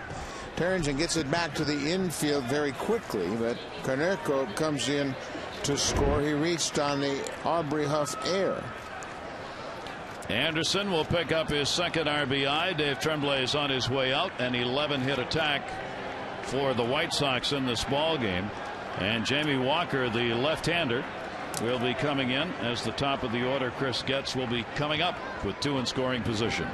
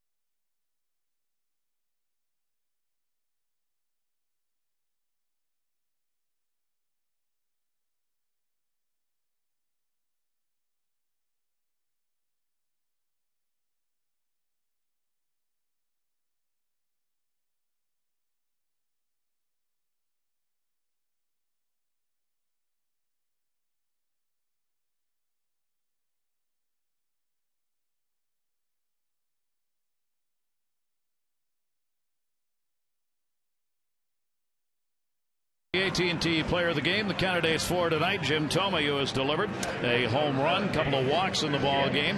Take a look at John Danks sitting over there, has pitched a tremendous ball game, giving up only the 1 run on the home run by Scott. And Luke Scott, the man who got it. His 3rd home run came in the 5th. Text in your vote, A, B, or C, 51862. Sarfate out, infield in. Jamie Walker on to pitch, and a strike taken. Jamie Walker has not pitched since the first game in the Boston series last Friday. Faced just 1 batter, J.D. Drew. Drew hit a double. Walker only threw 2 pitches in that appearance. Second and third occupied, 1 away. Getz just missed 2 RBIs.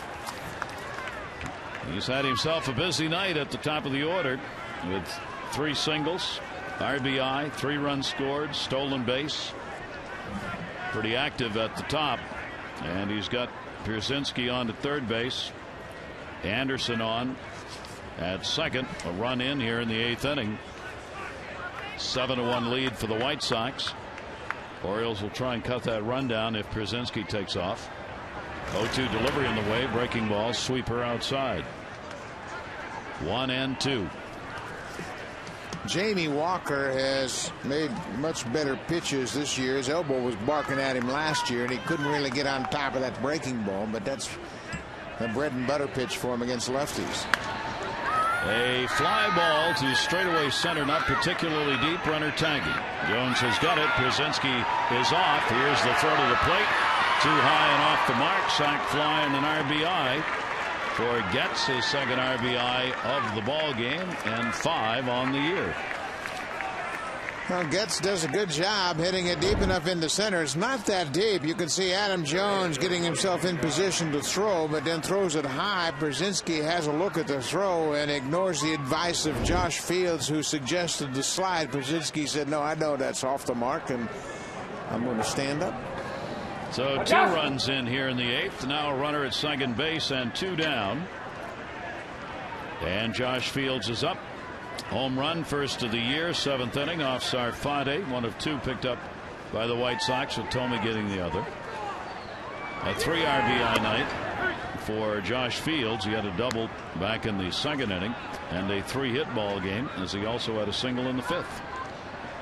And this for a number 2 hitter who came in 0 for 13 into this game. 0-1 delivery by Walker. Fouled off the other way. Josh Fee is a marvelous athlete. He played football and baseball at Oklahoma State. In fact, he was the quarterback and threw 55 touchdown passes. He holds all kinds of records there. School record for most career touchdown passes.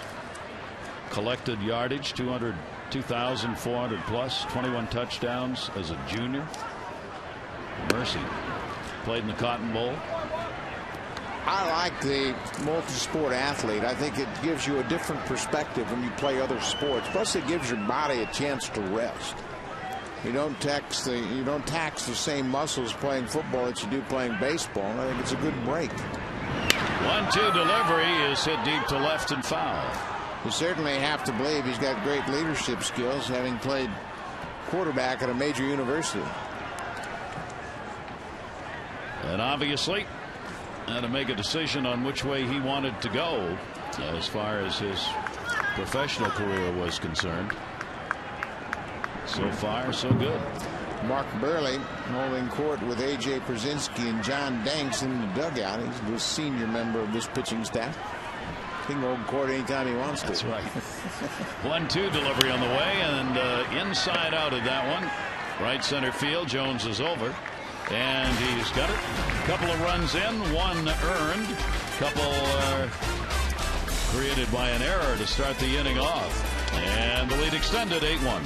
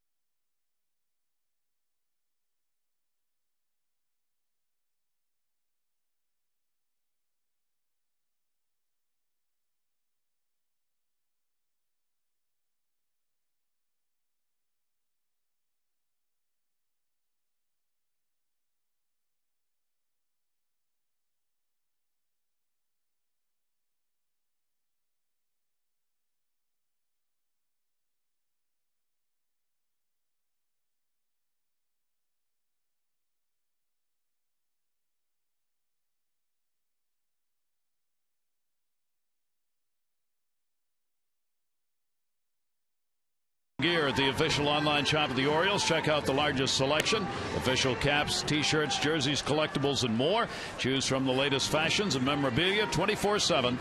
Get the gear straight from the source. The Orioles.com shop, where baseball is always in full swing. With Buck Martinez and Amber Thiel-Harris, I'm Gary Thorne. We go to the bottom half of the 8th inning. Danks is out. Line break is on. Well, 7 strong innings for John Danks. He gives up just a single run and 4 hits, and he turns things over to Scott Linebrink. This is a very good bullpen. It's especially good when you don't have to pitch until the 8th inning. That helps. Yep. Well, Linebrink will come on with the big lead. Chance for Danks to get his second win. Danks leaving has now surrendered 1 or no runs in 6 of his last 7 starts. Going back to last year, this is his 3rd start of this season, so he has picked up right where he left off. The only run came by Scott, 5th inning, the homer.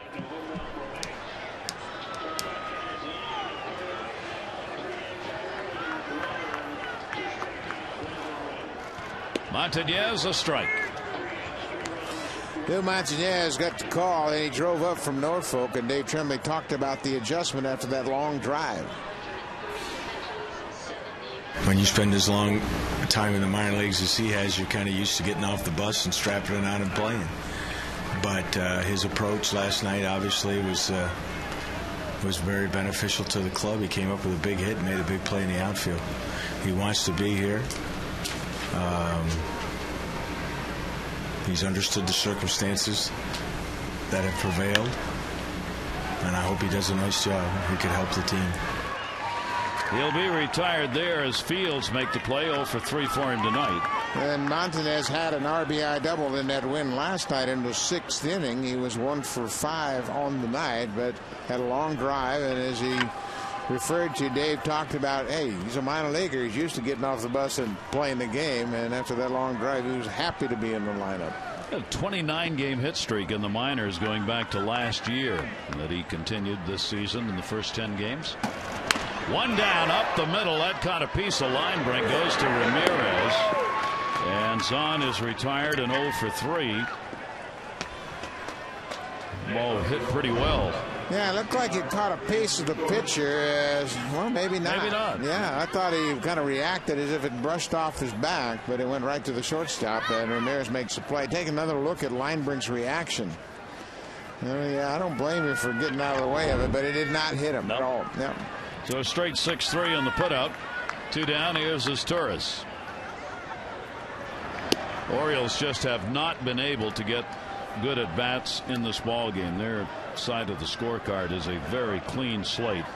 Nick Markakis robbed of a home run in the top of the 7th inning by Jermaine Dye, one of the hardest hit balls other than the one by Scott that left the yard for the Orioles' only run of the game. Yeah, and you don't have to look any farther than John Danks. I mean, the starting pitcher is the one that set the tone for this night, and he was staked to an early lead with 1 in the first off the bat of Carlos Quentin. And then, as hot as he has been from the mound, he took it from there for Ozzie Guillen. That one will fall in for a base hit. So as Torres is on, he gets a 2-out single here in the 8th inning. 5 hits now for the O's. They've left 2 on, 1 in the first at first base, 1 in the 7th at first base. The only 2 base runners stranded in the game. And the only runners in this ball game have gotten anywhere. Only 1, Luke Scott. Here's Brian Roberts. He's picked up a single 1 for 3 in the ball game. You don't know how big it was at the start, but Roberts got a single in the bottom of the 1st inning and then got picked off, even though it went as a caught stealing. The Orioles would get another hit in the inning, but Roberts, the leadoff man who'd been on, was gone by that time. So a chance at an inning against Danks in the first never materialized. Yeah, an opportunity to erase that early lead by the White Sox, and Brian got a base hit to left field, and you know, he just wasn't trying to steal. He just caught flat-footed by a very good move from John Danks. That one hit hard right field. That ball's back there. Pretty good by Roberts. It's going to hit right off the top of the wall. As Torres will be held up at third base, it will be a double for Brian Roberts. 2 for 4 game for Roberts. And Jermaine Dye couldn't catch this ball. This is about a foot from going out of the yard. A high fastball from Scott Linebrink. And Dye saved a home run off the bat of Nick Markakis earlier, but he can't get back in time to make an attempt on this ball off the bat of Brian Roberts, who coasts into second base with the double. His 7th double of the season, all-time doubles list. Brian Roberts now ties Paul Blair with 269 career doubles. So the Orioles making a run at it. Down in this game 8-1. That's how important those 2 unearned runs were in the 8th inning. They both were unearned. 2 in scoring position. Jones outside for a ball, is struck out, grounded out, and flied out. Against Linebrink, Adam Jones 1 for 2. There's Torres and Roberts on the base pass. Here's the 1-0 delivery. Big cut and missed it. 1-1. Dotel, Thornton in the bullpen. The righty and the lefty ready with Markakis. And then Huff due up for the O's. There are 2 down, however.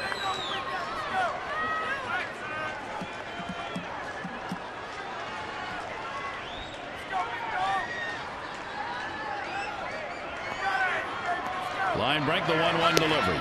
And the slider will miss outside. 2 ball, 1 strike count.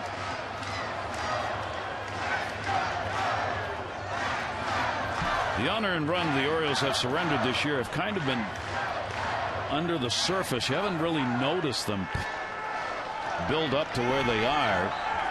They really have impacted ball games. Striking a pitch down in a way that Jones thought had missed.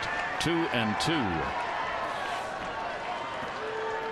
Adam had a pretty good look at this last pitch from Linebrink, and he might have just been guessing wrong. There wasn't anything wrong with that pitch. Maybe thinking about a breaking ball from Linebrink. 2-2 delivery on the way, and that's outside. Linebrink had not been scored on in the innings worked. Coming into this one, the Orioles trying to do that right here. Base hit would be a couple of RBIs. 3-2, 2 down. Roberts will go from second as Torres his lead at third. And the 3-2 is hit high in the air, shallow left. Quinton coming a long way in. Checks to make sure there's nobody else there and puts it away. No runs. Couple of hits. 2 are left on after 8. White Sox lead it 8-1.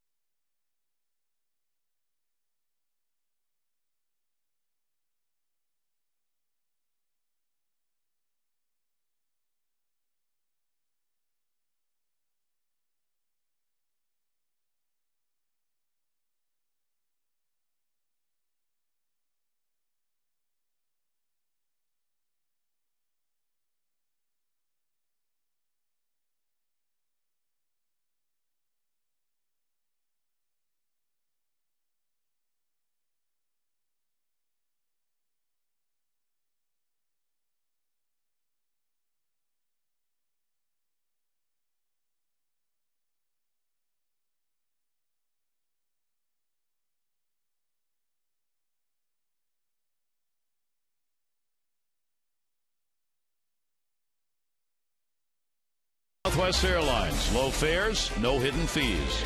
By Northrop Grumman. Northrop Grumman, the information systems powerhouse.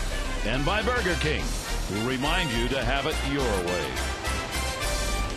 Cool evening here in Baltimore, and the Oriole bats certainly cooled by the pitching of Danks and Linebrink. Playing in center field, Felix P.A. comes on. Jones out of the ball game, resting that hammy a little bit. Then Brian Bass will come on for Jamie Walker, who worked 2/3 of an inning with zeros across. And Brian Bass on here trying to build some momentum, turn things around a bit after kind of a rough start for him, but take the opportunity to get out here and see if he can't get some tough hitters out in the ninth. Carlos Quinton will lead it off. Quinton has had a 1-for-4 single and an RBI so far in the ball game. Owens has come out, and Jerry Owens in the on-deck circle to pinch hit. Fouled off, jammed by Bass. Sarfate, an inning and a third, gave up 3 runs, 1 earned on 3 hits. No walks and a couple of strikeouts. Then Walker, the 2/3 of an inning, with zeros across. Jeremy Guthrie, pitcher of record for the O's, 5 runs, 8 hits over 6+. Chopper foul outside of third. Still a 2-strike count. There's Jerry Owens on deck. Owens pinched hit in last night's game, in the 9th inning came on to hit for Konerko. Early in the season especially, all major league managers, Buck, as you were, trying to keep people active and give them some at-bats. Diving play. Montañez up with it. That'll retire Carlos Quentin. Pretty good play by Montañez, and he had an interview with Amber earlier in the show and talked about how he worked on every aspect of his game, and he did not play well in the field here last year in his 14 games, and he makes a nice play right there, take a hit away from Carlos Quentin. Little help for Brian Bass. And that will bring up Owens. Owens overall has had just 3 at-bats. 2 of them as a pinch hitter, 0 for 2. He hits for Thome. Jim Thome, a home run, 2 walks, and a strikeout in the ball game.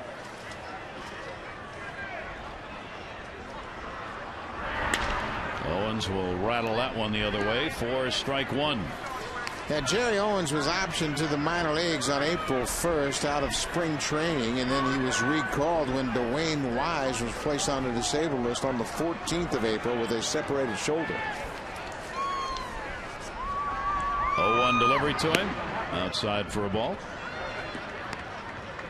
Told you the Yankees won in extra innings today. The Red Sox won in 7 innings. Game got rained out, but they beat Minnesota 10-1. Wakefield a complete game win. 1 run, 5 hits over 7. Baker took the loss. He is 0-2 for the Twins. Swung on and missed. 1 ball, 2 strike count. Tim Wakefield basically got the Red Sox turned around with that good start out in Oakland before they returned home. He took a no-hitter into the 8th inning. They had virtually no bullpen in that start. 1-2 delivery taken down low. 2 ball, 2 strike count. That was the game after Daisuke left after 1 inning. And they had no bullpen, and Wakefield went out there, and all he did was take a no-hitter into the 8th, pitch a complete game. Throw that knuckler, and he continues to do it well. 2-2 delivery. Fouled off again. 2 ball, 2 strike count. There are a lot of teams around baseball sorting themselves out early in the season. Certainly you could suggest that the Yankees are doing that with all their pitching concerns right now. CC Sabathia certainly not throwing well. Chen-Ming Wong's going to go to Florida, see if he can't get straightened out.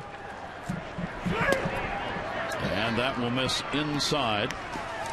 3-2. The Florida Marlins have kind of come back to earth as they've been swept by the Pittsburgh Pirates. Pirates, another young team I would think, Buck, that's going to do some damage against clubs. They're not going to have a great year. Foul tipped and held on to for the strikeout. Owens goes down. Bass with a K. Update on your voting for the AT&T Player of the Game. So far, it is Luke Scott on top. Thome, Danks, or Scott. You can still vote A, B, or C to 51862. The results on O's Extra on the postgame show. Jim and Rick will have that for you. 2 down here in the 9th inning. Jermaine Dye at 0 for 4. Swung on and missed.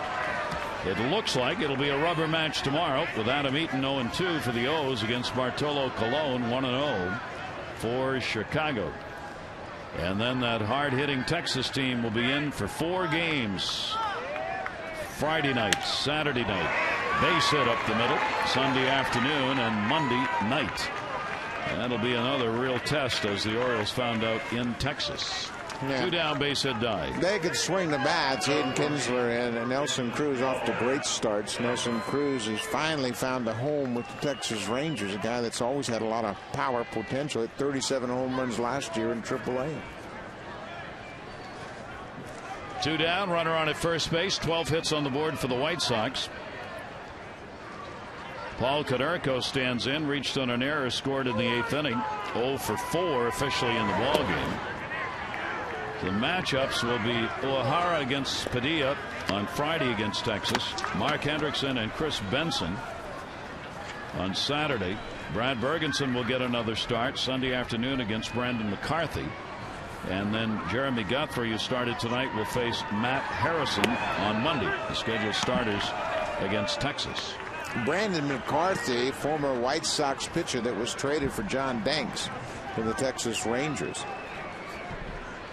They are still talking about that deal in Texas and not in complimentary terms. The fans. Wow, Nolan Ryan's probably thinking, man, we had this guy and I was not here before we traded him. Take it inside.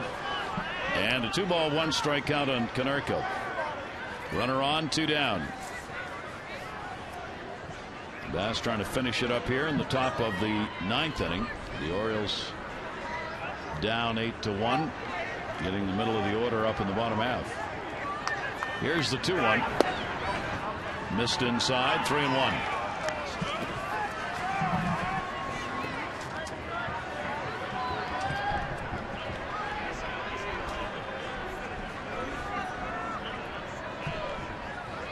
Three-1 count, not holding the runner at first base.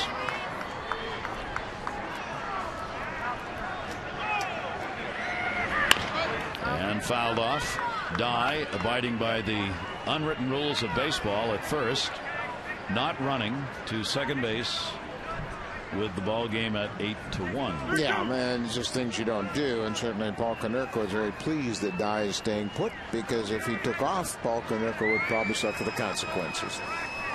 A slight bruise to the ribs created by his vehicle object thrown from a hill in the middle of the field. Swung on, chopped foul, 3-2. Dye is running now, of course. We had mentioned that Dye and Konerko went back-to-back when they both hit their career 300th home run. That happened in Detroit. And after the game, Konerko made a great statement. He says, we're thinking, sitting on the bench thinking, wow, we just hit our 300th home run. That's pretty cool. And then they look across the bench, and there's Jim Thome going, let's go play some defense. 243 behind. You guys don't have enough time left to catch me. Nevertheless, big numbers. Big numbers. 3-2 delivery, inside, strike 3 called. It's a little cold. The game is late. It's 8-1, 9th inning. Due-ups, Markakis, Aubrey Huff, and Ty Wigginton, bottom of the 9th.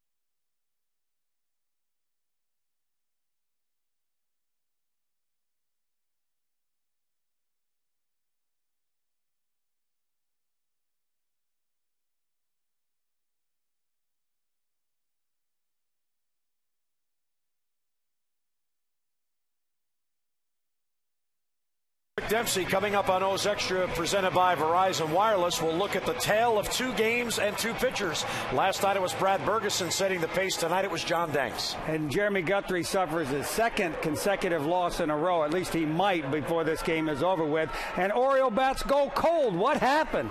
Well, good pitching shuts down good hitting. We're seeing that tonight. We'll see it coming up on the postgame show. Now back to the booth and Gary and Buck.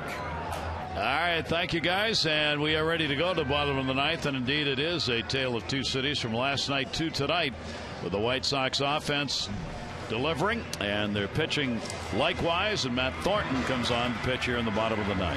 Now, we told you that the White Sox have a very effective and a very deep bullpen, and certainly it really enhances Ozzie Guillen's bullpen when your starter can give you 7 innings. And they've got 3 guys in their rotation that are pretty consistent in their ability to do that. Mark Burley, John Danks, Gavin Floyd. They are guys that get in there and pitch late into the ballgame. Mark Burley is a strike thrower, another guy that throws very quickly, throws a lot of strikes, puts the ball in play. Will give up some hits, but he'll also keep you in the ballgame. And Burley started at 2-0, Buck. Yeah. He's got good numbers. Danks looks like he's going to be 2-0. And the hold man is on. All right, now just to finish it up. Left-hander. Lefties hit only 171 against him last year, 4th best. So a real challenge for Nick Markakis. Nick kept his hit streak alive in the first inning with a single. 9 games now. Robbed of a home run by Dye in the 7th. 1 for 3 in the ballgame.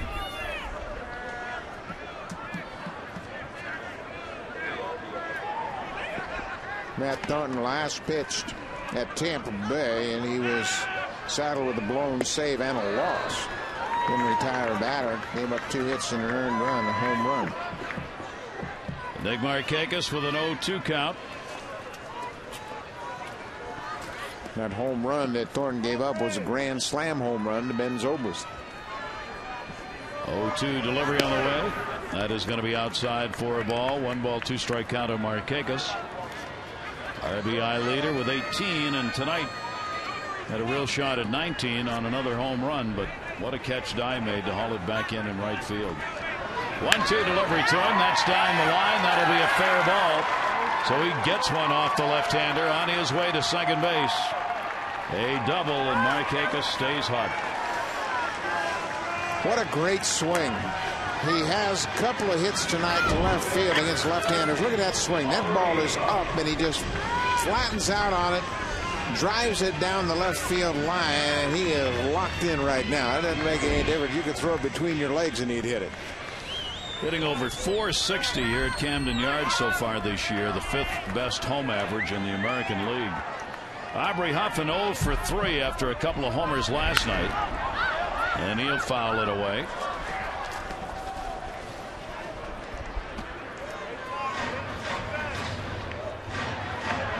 Orioles now with 7 hits in the ball game. Home run, couple of doubles. Huff batting at 268, takes that into left field for a base hit. Markakis will move over to third. So Huff is on as Thornton surrenders hits to the first 2 he faces here in the bottom of the 9th inning.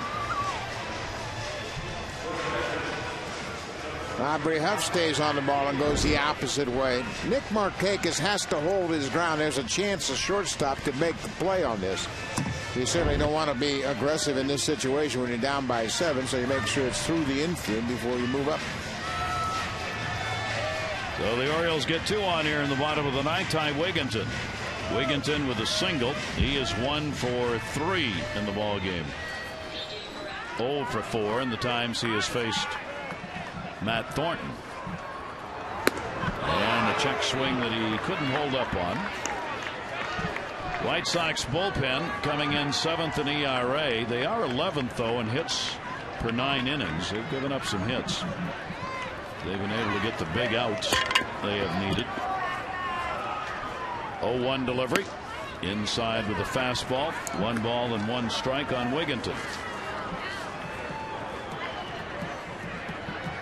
Carrasco up in the bullpen.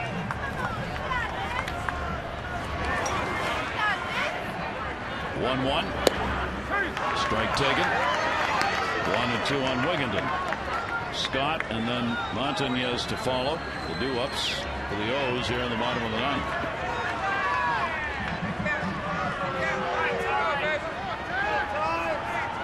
1-2 delivery is going to be up high. 2-2. Oftentimes very tough. You're talking again about you get closers and you get setup men who appear late in the games, Buck, and sometimes these games where there's a big spread, they come in, they just don't have the focus that they have in tighter ball games. 2-2, shattered bat down to third. Fields gets and will not get the out at first. A run will score. RBI for Wigginton, and it's an 8-2 game. Luke Scott, big home run tonight. His 3rd of the season, came in the 5th inning and snapped an extended streak for John Danks. He had retired 11 straight at that point, and then would retire the next 2 batters after that to close out the 5th inning. But Luke got a high fastball and hammered it into the seats in right. Average over 300 now, and RBI total up to 8. Wigginton getting his 4th RBIs on at first base on the fielder's choice. 1 down. And Luke Scott off the breaking ball. The DH hitting at 308. Thornton again will try and find the ground ball here and get a double play to end the ball game.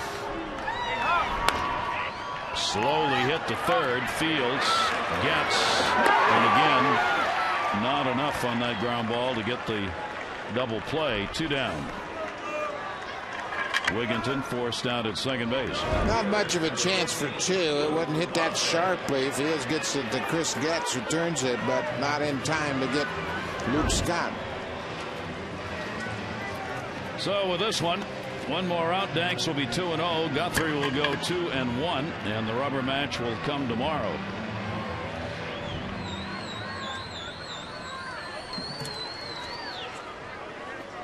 White Sox just kept putting him up as the game went along.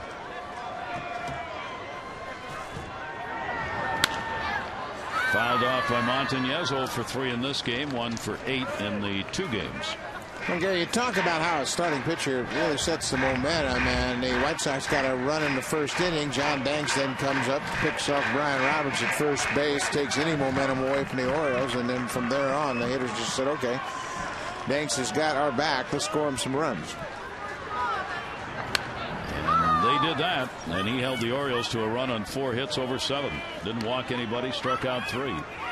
Danks' record will go to 2-2 lifetime against the O's, and Guthrie will be 0-3 against the White Sox. Montañez with a runner on at first, 2 down, bottom of the 9th. Highlights coming up. Those extra. Jim and Rick standing by. 0-2 delivery in the dirt.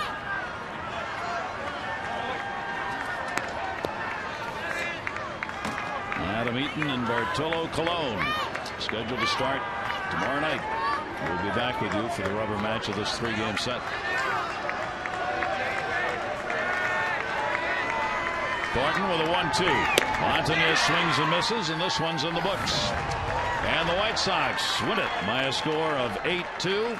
There's your line. 8-12-0, 2-8-2. We hope you'll join us again tomorrow.